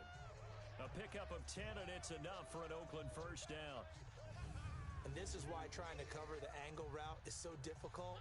Anyone playing the linebacker position, when they see a running back out of the backfield widen because he heads towards the flat first, oftentimes you widen too much and overcommit. He cuts up inside, and that's what we saw there. A nice pickup for a 1st down.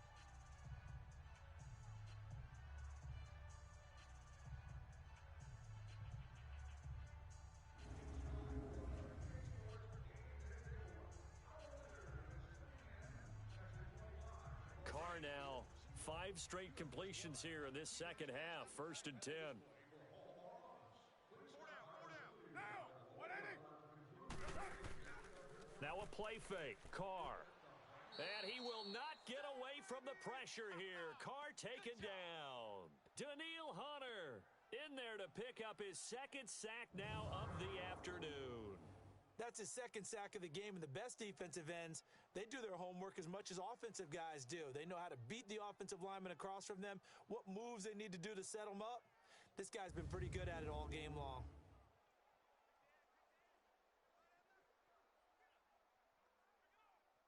And they need to work to at least get some of this yardage back after the sack. 2nd and 19. Get set. Wide 80. From the gun, it's Carr. To the left side and complete for Amari Cooper. And they'll get it all the way up about 5 yards shy of midfield. A good pickup there of 20 yards. So Amari Cooper out of Northwestern High School in Miami making a nice play there. And it's so funny that when I was going through the draft process when he came out of Alabama and was inquiring about him and his skills, they say it all began back in Miami. He really became a pro receiver at a young age because of his attention to detail and precision. But don't forget his athletic ability. That's what made that catch there. And he did spend 1 year with Teddy Bridgewater as his quarterback there, so that helped back in high school. First down, the run with Lynch. And a minimal gain here as he's up to about the 47-yard line. Tackle made by Eric Kendricks. Third quarter and you've got the lead. You're not ready to go into that 4-minute offense to close the game out, but a running game can really benefit your team right now.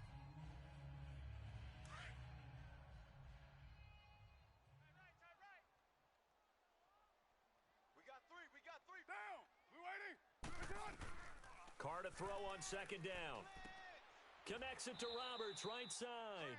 And he is tackled inside the 40, not quite to the 35.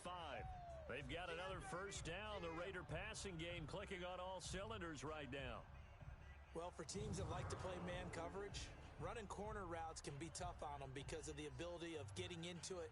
Sometimes you're squaring it off. Sometimes you're just rounding it. Sometimes there's a fake. Sometimes there's not. That makes it very, very difficult for a DB to stay with it. Carr now perfect since the second half started. 7 of 7. It's first and 10. Lynch. And he stopped immediately there. No gain on the play. It'll be second down. And there's a nice stop for the defense. They've had a tough time containing this guy all game long, but maybe they can build a little bit off of that play, a little bit of confidence, a little bit of momentum. Yeah, every now and then you can actually tackle that guy. Now, you want it? To throw on second down, Carr. And he overshot him there. It's out of bounds, incomplete. And right now I take my rudimentary kindergarten skills and draw where the tackle box would be because that was close. I thought he was in the tackle box. He has to be very careful where he gets rid of the football for that spot. Yeah, they say there was a receiver in the area, though. Yeah. There's always a receiver in the area. Big play coming up. Here's 3rd and 10. I would expect to see some pressure here. The pressure drops off as they'll look to throw. And he comes back with one complete. And this time not quite to the 30. It'll be down at the 31-yard line. 3 quarters in the books. We'll return with more after this. You're watching the NFL on EA Sports.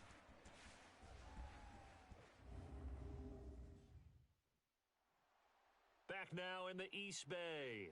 It's the Raiders with the lead and the football here as we get ready to start quarter number 4.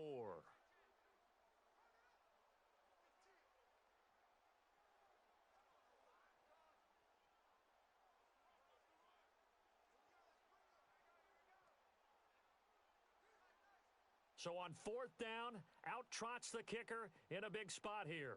From the right hash, this from 48.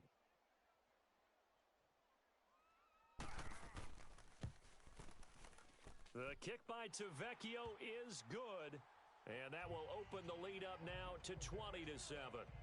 So they settle for just the 3, but clearly right now anything helps trying to salt this one away in the 4th. Without a doubt, obviously a touchdown probably would have been the final nail to finish this thing off, but it's still ate up time, got points. So while it's not mission accomplished, it's darn close.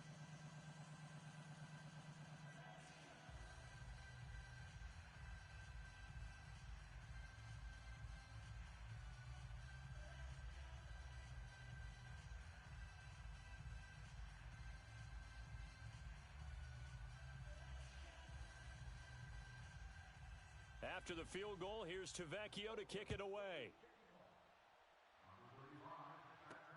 This fielded a few yards into the end zone. And all that worked, but he stopped where he ultimately would have been, and he's simply taken a knee, and that's the 25-yard line. And now out comes Minnesota. And with this deficit, you can't have too many more drives like the last drive where you had to punt it away. You know what I would tell my offense right here? The punter doesn't exist, guys. He doesn't even exist. He's not a team anymore. I just cut him, all right? So you've got to go out and create some offense for us here and give us some points. No way does that guy get on the field on this drive. Poor punter. Yeah, it wasn't his fault. But, hey, listen, there's got to be casualties at times. We're trying to win a game.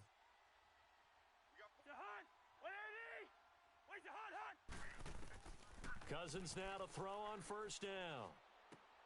And he'll find Thielen on the right side. And he'll get to the 29-yard line, brought down there. That throw good for 4. It's second down.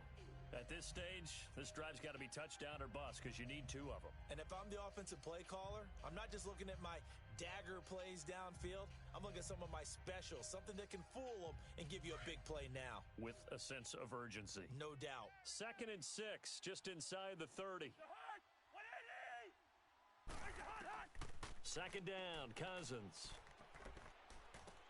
And he's going to be out up around the 45-yard line. That'll put him close to 100 yards receiving. He's at 98, and he's got a first down. Fourth quarter, every drive's so critical, and you figure may only get one more shot after this, so a touchdown's imperative on this drive. It is, but you also have to think to yourself in play calling, don't hold anything back. Don't save it for the second touchdown. You got the first one for the second one to even matter. Cousins now 5 straight completions here in this second half. 1st and 10.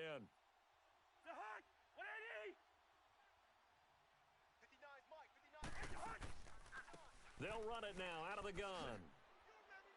And this will be taken across midfield and into Raider territory.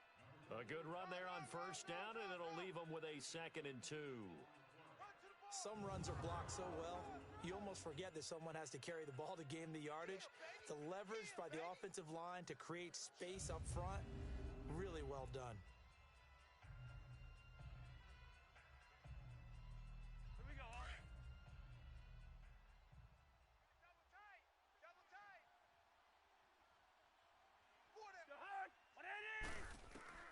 Cousins now on 2nd down. And his throw is incomplete. Sharice Wright could do no wrong there, able to get a hand in and knock it away.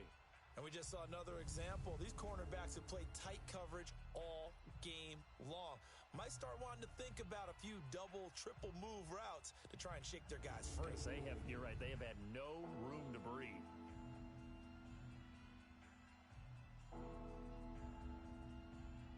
After the incompletion, here now, 3rd and 2.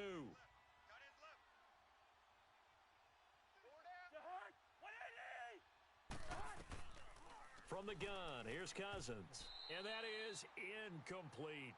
The linebacker, Derek Johnson, there in coverage. Perhaps they overthought this one a little bit. They've been running it real well on this drive, and it was 3rd and short, okay? They decided to throw the football incomplete. Yeah, they might have thought just a little bit too hard about that play selection.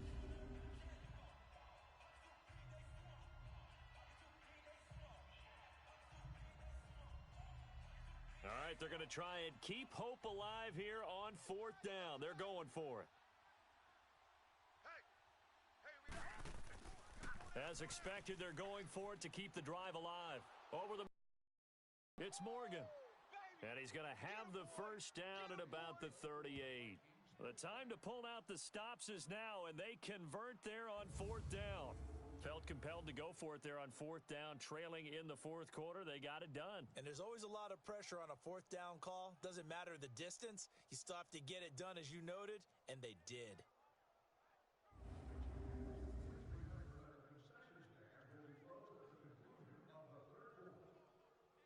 Cousins now a perfect 8 for 8 to start the second half. Not bad. 1st and 10.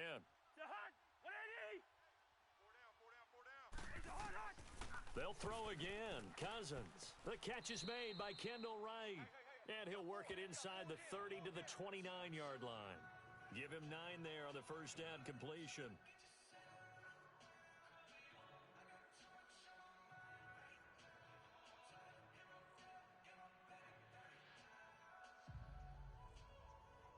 That last catch short of the marker by just a yard leaves him with a very manageable 2nd and 1.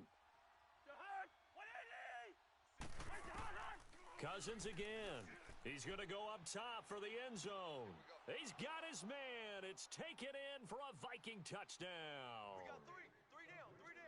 Tavares King, 29 yards. And the Vikings are able to make this a close game again.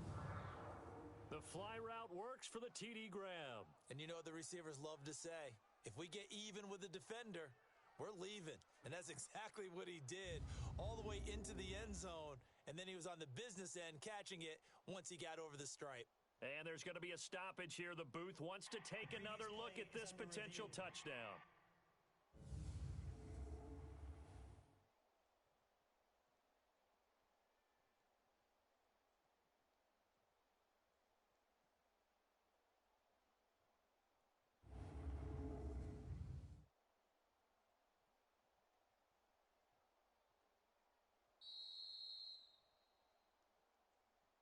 After review of the play, the ruling on the field stands.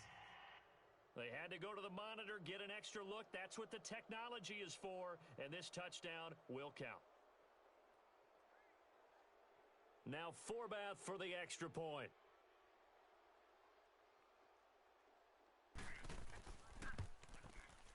Forbath able to convert the extra point. And now things get a bit more interesting here in this fourth quarter. So that one, an 8-play drive. It spans 75 yards. And it's polished off by a Viking score.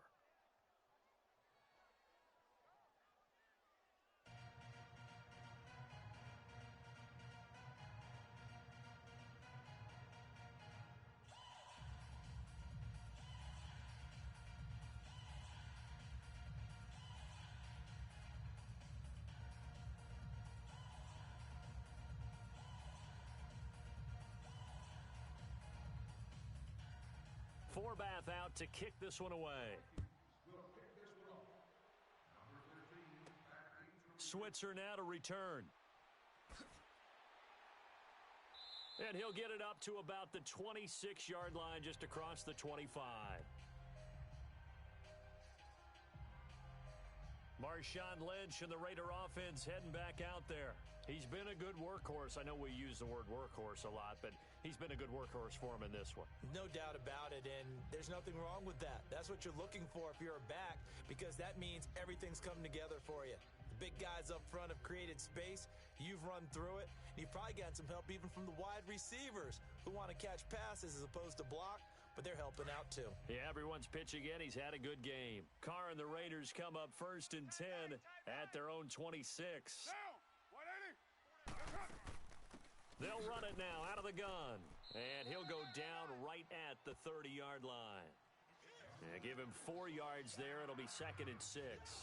I like a guy who understands the situation. I also like a guy who you look at him and you say, that looks like a guy who knows the coach is going to say, guess what? You drop this one, you'll be carrying around the training facility for an entire week. Maybe flashback to high school or college, carrying it around campus, right? The old gauntlet drill, right? Anyone get the ball out while he's sitting in class and bring it back to the coach? He's in big trouble. A very good move, but for a short gain out near the 32.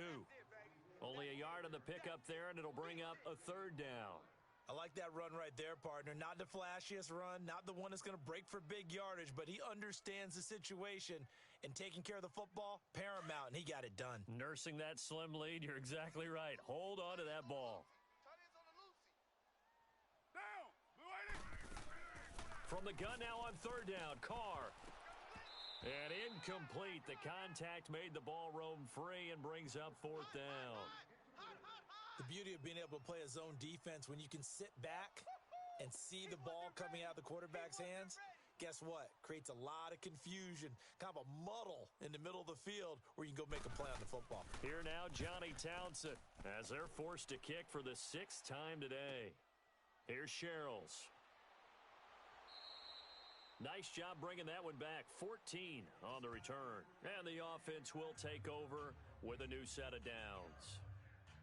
Now the Minnesota offense set to take over again. Things are starting to move in the right direction. They get the touchdown last drive, then their defense gets them the football back. Yeah, now they have a chance to get the lead if they can put something together here. And I'm eager to see how they decide to do it. Do they want to be methodical, or do they want to take the big strike and go after it right now? Cousins and the Vikings with a 1st and 10 at the 31-yard line.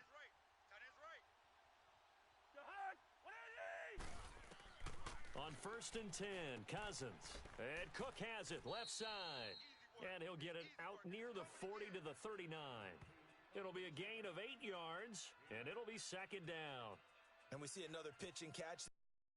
This position just continues to evolve. They become just as critical to the passing attack is a lot of receivers, tight ends, because their ability to make people miss in the open field can really generate big plays for an offense. Facing a 2nd and 2 after that last catch, good for 8 yards. They'll run it now out of the gun. And he'll get up near the 45. They'll spot it at the 44. At 5 yards on the play there as the drive will continue.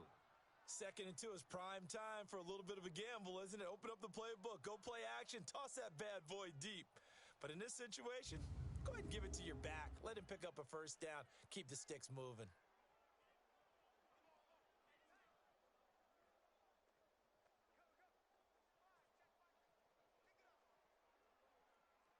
Here we go. Bring the energy. Single receiver. Hey, you're on an island over there. Single receiver. The hunt. 180. Cousins on first down. And complete. Right side, the tight end Rudolph. And he'll be taken down at the 46-yard line. Give him a couple on the catch. It's 2nd and 8. One thing I think that's safe to say defensively, the tackling's been really good. And because of that, it's been very, very hard for them to move the ball because you're not getting the benefits of run after catch. They're tackling them almost on the spot. That means you have to run extra plays, harder to move it.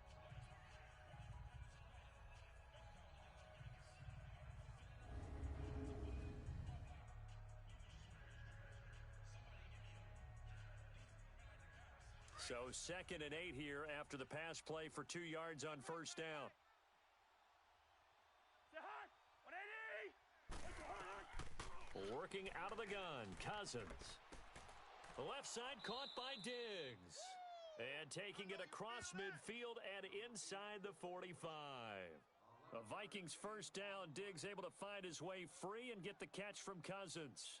Tell you what, he's been able to put the ball in some tight spots all game long. That throw, no different. Yeah, a lot of people would call it a gutsy type of a throw. I think he looks at it as, I can do it, so it's not that big of a deal to me, and I'm going to keep firing. A couple of first downs has the football positioned at the 43 as they come up 1st and 10. We got 4. The hunt. 180. Where's the hunt? First down, here's Cousins.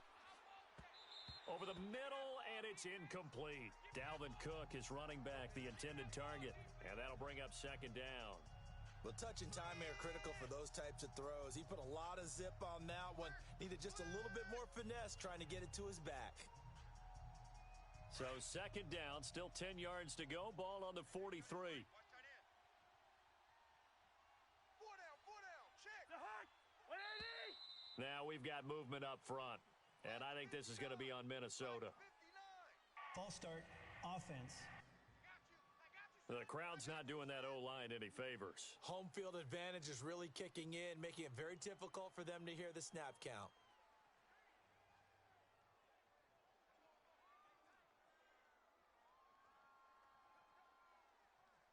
And that false start penalty certainly not helping their cause here. 2nd down and long. Solo out there. Check the outs out there. The hunt. 180. 4 down. Where's the hunt? To the air again, it's Cousins. And he'll take it down shy of the 45 at the 46. That catch good for only a yard, and it'll be 3rd down. Well, they were unable to convert that into much, but it's never a bad idea to try to get the ball into a tight end of his caliber's hands and see what kind of disruption he can cause.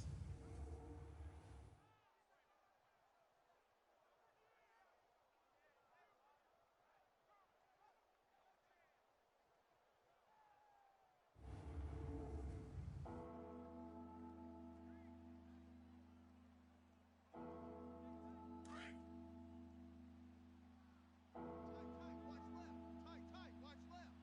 The hunt. 180. The hunt.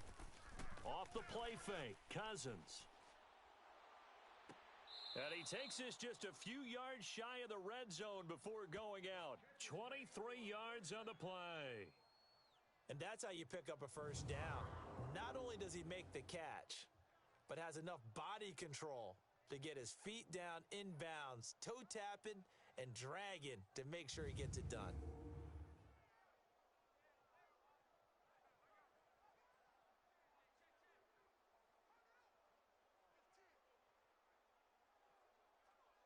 Cousins going to come up on a 1st and 10, and he's 5 for 6 now throwing the ball on this drive. The hook. 180. The hook. Play fake. Cousins. It's incomplete. Took a shot, couldn't connect. There's definitely contact there, but it's the fourth quarter of a kind of tight game, and sometimes the officials just say, let them play. Kind of like your mom used to with you and your brothers. Just take the broom to you and send you out to the backyard and tell you to settle it yourselves. I like that, yeah. There was contact. I don't know, like you said, enough to warrant the flag. It was close, though.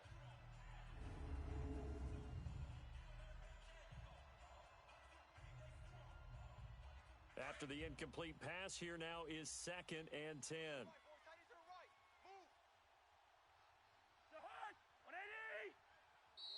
Now we've got movement up front, and I think this is going to be on Minnesota.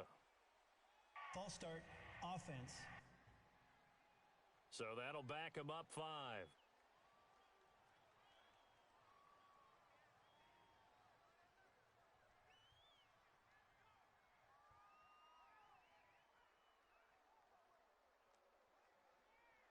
So after the penalty, heading in the wrong direction, 2nd and 15.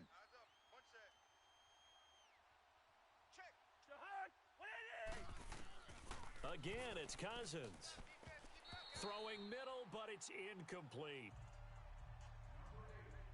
Before the game, they were running the route tree about as efficiently and effectively as we could have possibly imagined, but sometimes the passes just go awry. Yeah, let's face it. When you're running the route tree in pregame, you don't have defenders breathing down your neck. You don't have defensive backs making plays on the football. Hard to replicate the intensity of the game in pregame. On play action, Cousins. Blitz coming, and down he goes. To here, Whitehead. Coming in to drop him for a loss of 8, and it'll be 4th down. We've watched this a long time, and I still don't believe we get it. 3rd and long. Why are you calling play action? Because they're not going to bite defensively, right? No, not at all. I did have a coach explain to me years ago that for some teams, that's how they have to deal with pass protection and their line blocking. But to me, it seems silly. Yeah, well, they're silly, and it leads to a play action sack.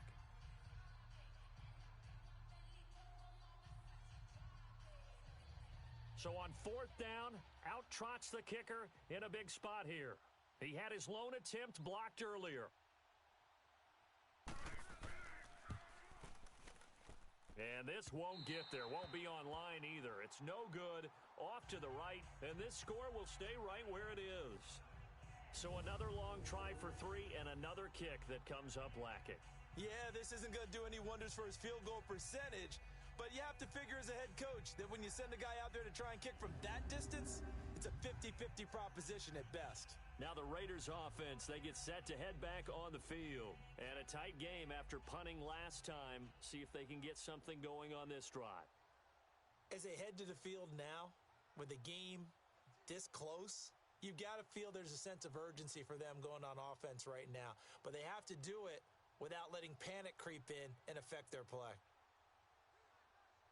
Carr and the Raiders come up 1st and 10 at their own 43.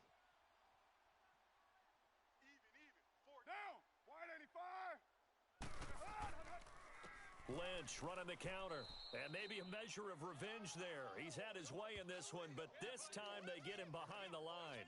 It'll be a loss of a yard, and that'll bring up a 2nd and 11. Well, Brandon, pace comes into play now because they've got the advantage. They've got the football, but they've got to be very careful about what speed they're going to play. You know, my music teacher back in New Paltz, Mrs. Bythema Bagley, used to say, don't go prestissimo when you really want to go largo. And what she meant by that is don't go too fast when you really want to go at a nice, slow, deliberate pace. I am speechless. I am without speech. Now Carr throwing on 2nd down. His throw incomplete. I think he's a little trigger happy right there, and it turned into an ill-advised throw into their zone. Well, we know he has confidence. He'll throw it any place, anytime, anywhere. That time it fell incomplete. An incomplete pass on that last play, and that means they'll need to come up with something here on 3rd down. Shotgun now for Carr. And this is going to be incomplete. There to knock that one away defensively, Eric Kendricks. When you see passes knocked down by those guys I call the frustrated fullbacks, the linebackers, you know that in their zone coverage, they were able to drop, see the ball thrown, and react to it very quickly.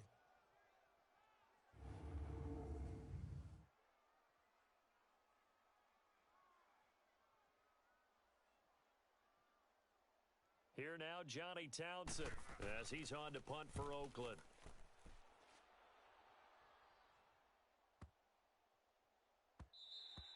And that one hits a little too close to the goal line, and it continues into the end zone for a touchback.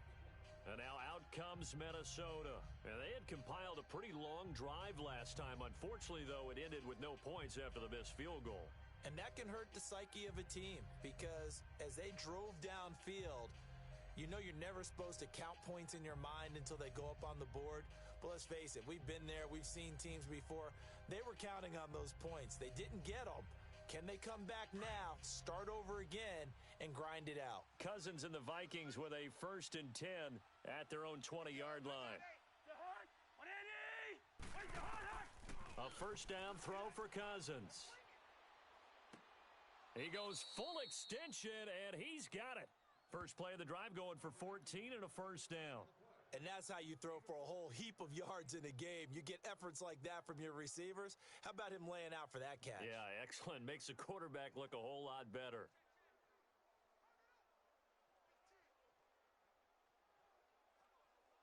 From the 34 now, here's 1st and 10.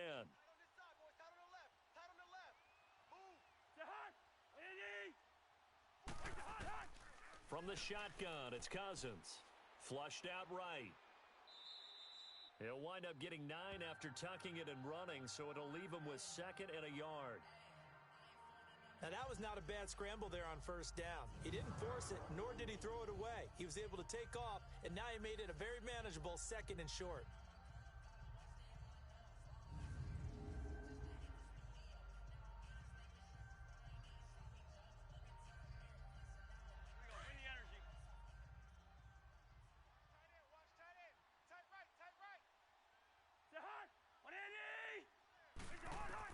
Now a 2nd down throw for Cousins. Over the middle here to Rudolph.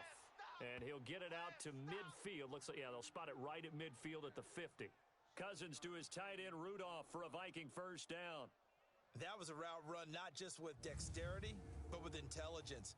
Found the hole in the zone, made sure the quarterback saw him, and was able to make the sure catch and flip the down marker back to 1.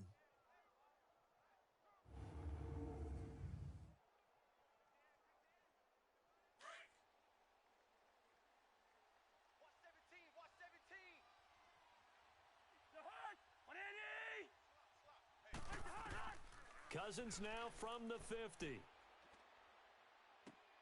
And this one hauled in by Rudolph. And he'll be taken down at the 44-yard line. A gain of 6 there on 1st.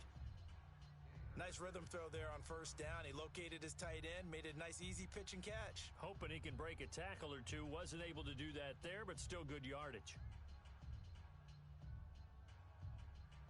Under 4 to go now as the clock runs and they come up on 2nd down. Laundry on the field. This is going to be a false start on the offense. Sometimes you have to slow things down a little bit when things get heated. The cadence has to be slow and deliberate at times to make sure your team's ready to go. And that'll be accepted, of course, and that moves him back 5.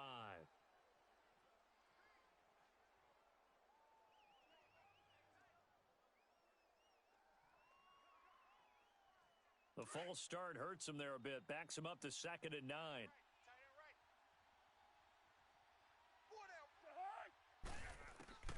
Cousins. Looking left sideline, incomplete. He was looking for Adam Thielen there. 3rd down here. Had the right idea there, trying to throw it to the sideline, but he led him just a little bit too much, trying to get it out to his receiver. Ends up falling to the ground, incomplete. One of the bigger plays in the game thus far, and the crowd getting into it as we come up on a big 3rd down. To throw is Cousins. And that is incomplete.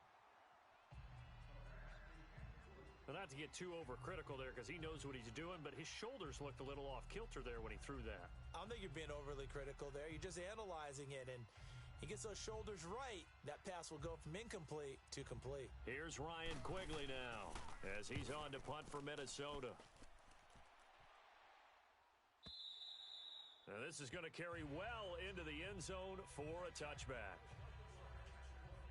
And now Oakland ready to take the field. Right now clinging to a one-score lead, Charles, and I think operating within that 4-minute offense with a little less than 4 minutes to go applies here, right? It certainly does, and that means the playbook is still wide open. But you are a little bit more careful about what you're calling. You want plays that are going to gain yardage, how would you say it, consistently, right? You don't need the big shots downfield, but make sure the clock continues to run. Pile up the first downs. And the goal, end the game with your quarterback kneeling down at the end, and you still have the lead. They'll start on the ground with Lynch, and he'll get this up only to about the 22. 2 yards on the carry there. It'll be second down. And when do they start thinking about burning these timeouts? They've got all three still defensively. To me, you have to start right now. Here's the time, and that means you've got to stop them on defense, not give up the yardage, use your timeouts in order to get the ball back and try and score yourself. But now is the time to start using those timeouts. And keep in mind, it'll also stop the clock at the 2-minute warning. On second down, Lynch. And a short gain there as he'll get it up only to about the 24. Ben Gideon in on the stop. And this is an absolutely big third down that's been set up here, partner, and there's no other way to put it. The defense has to get a stop here if they have any hopes of winning this game. Has to. You said big third down. I'd put the word big in capital letters here. One of the bigger plays in the game thus far, and the crowd getting into it as we come up on a big third down. And he'll get this up past the 25 before he's out of bounds. Call it a 3-yard gain, and it'll be fourth down. I hate to surrender the football when you're nursing a slim lead, but they're going to have to punt it away. Trust that defense. It's the right play at this stage of the game as well. You don't need to press it here because you do have that little bit of a cushion, and you count on your D to make it stand up. Here now, Johnny Townsend, as he's on to punt for Oakland. And this will be taken at the 13. Time for a break. We'll come back, see what transpires after this.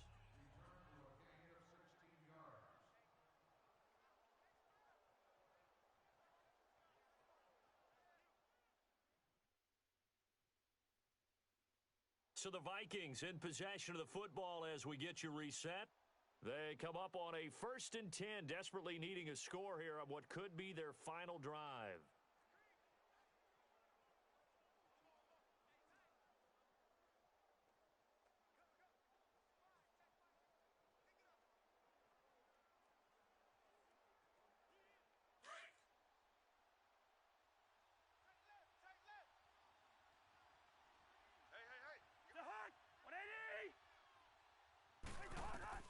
He'll look to throw.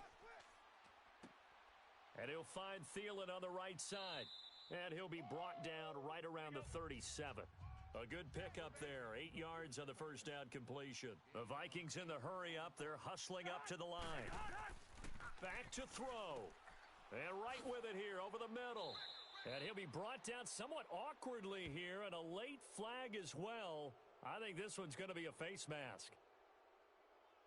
Personal foul, face mask, defense. Well, when you're leading in the fourth quarter, that's not the penalty you want.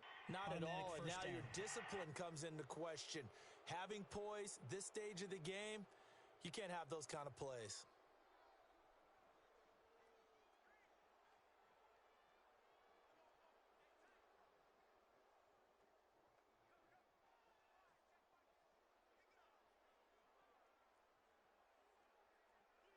So the face mask, quite a blessing there as they'll start out of harm's way with a 1st and 10.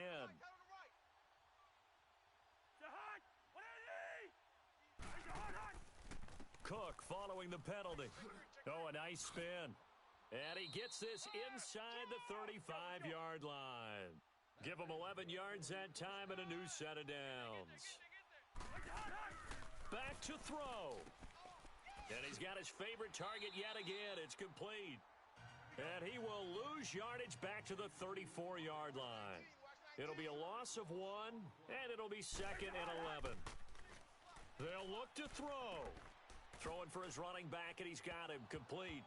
Oh, no, he lost the football. They'll get to the line here, but remember, it's also 3rd down.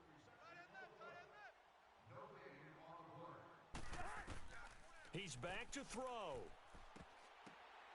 And he's going to get this down near the 20-yard line.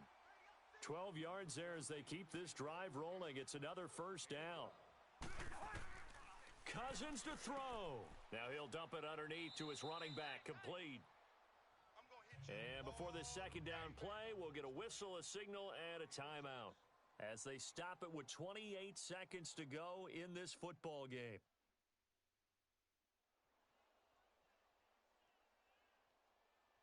So the offensive unit called the TO, and now we are ready to resume play.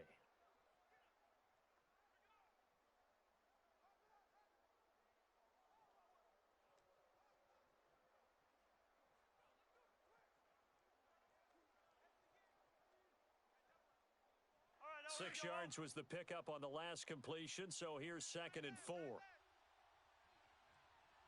4 down, 4 down. Now here's a whistle as flags come in. And we'll check out the call. False start, offense. You ain't going nowhere. And that'll set them back 5.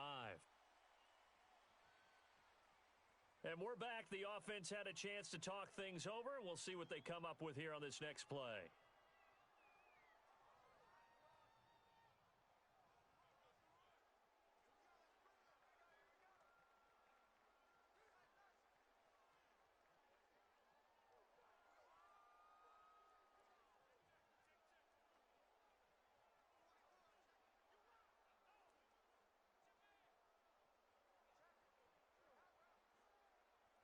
The false start hurts him there a bit. Backs him up to 2nd and 9. Watch left. Tight end to the left. Tight end left. Now Cousins.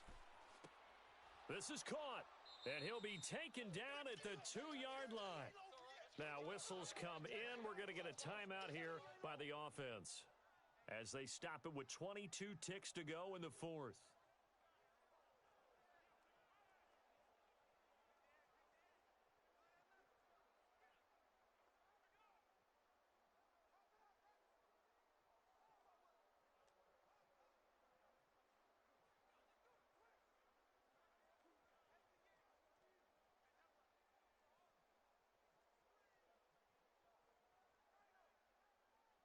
They come up on a 1st and goal and most likely 4-down territory as they need a touchdown and the PAT for the lead.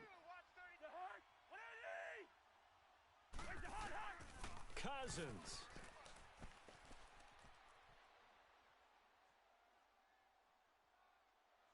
And he's in for the touchdown, and barring a miracle, the extra point can win this football game.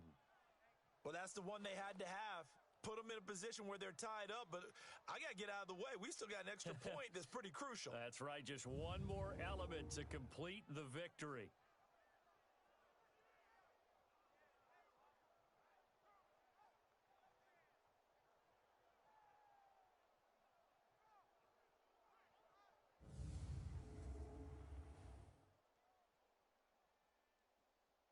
Forbath to add the extra point.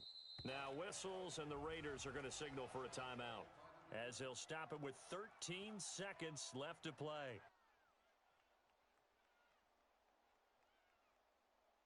All right, so the timeout over and all 11 men back out onto the field for the defense.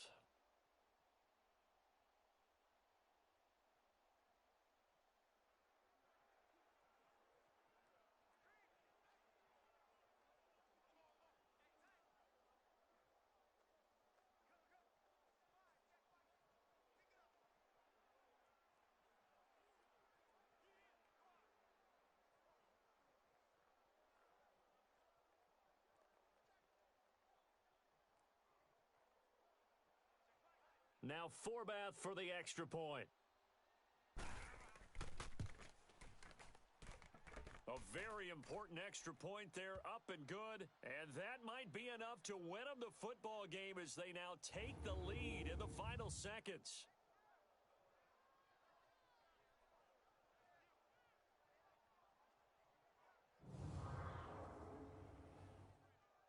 So that drive takes them down the field in 8 plays. And it's culminated by a 2-yard touchdown run.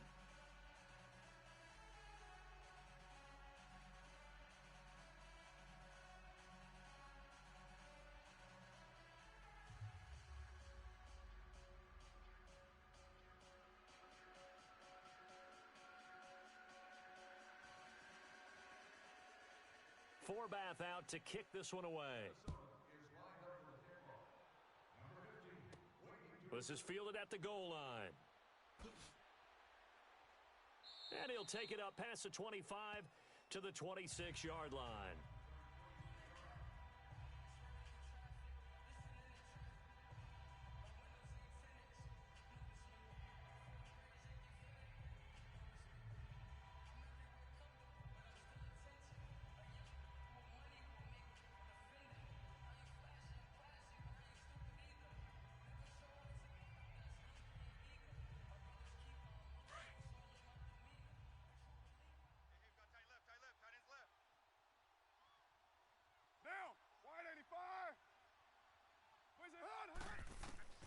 Carr to throw.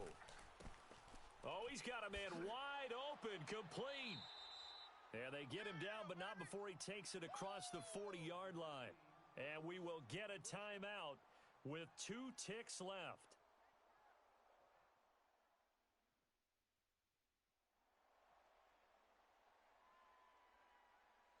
So the offense takes the timeout, and they are back out and ready to rock.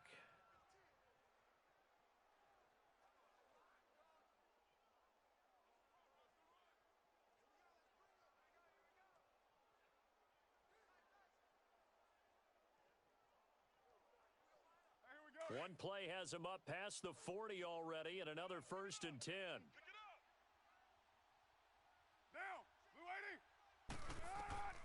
One final try now for Carr. He's going to let it fly.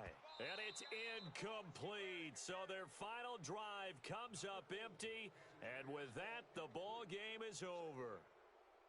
Well, going into the final play of this game, they knew that they needed some type of a miracle there at the very end, but they couldn't get it done. However, we were treated to really a spectacular affair. Even though they didn't finish it off, you're exactly right. They took us down to the last play. You're wondering, could it happen? Possibly, even though we both knew it was a long shot. So that'll do it for us. For my partner, Charles Davis, and all the hard-working men and women on our crew, I'm Brandon Gaudin. You've been watching the NFL right here on EA Sports. From Oakland, we sign off. So long, everybody.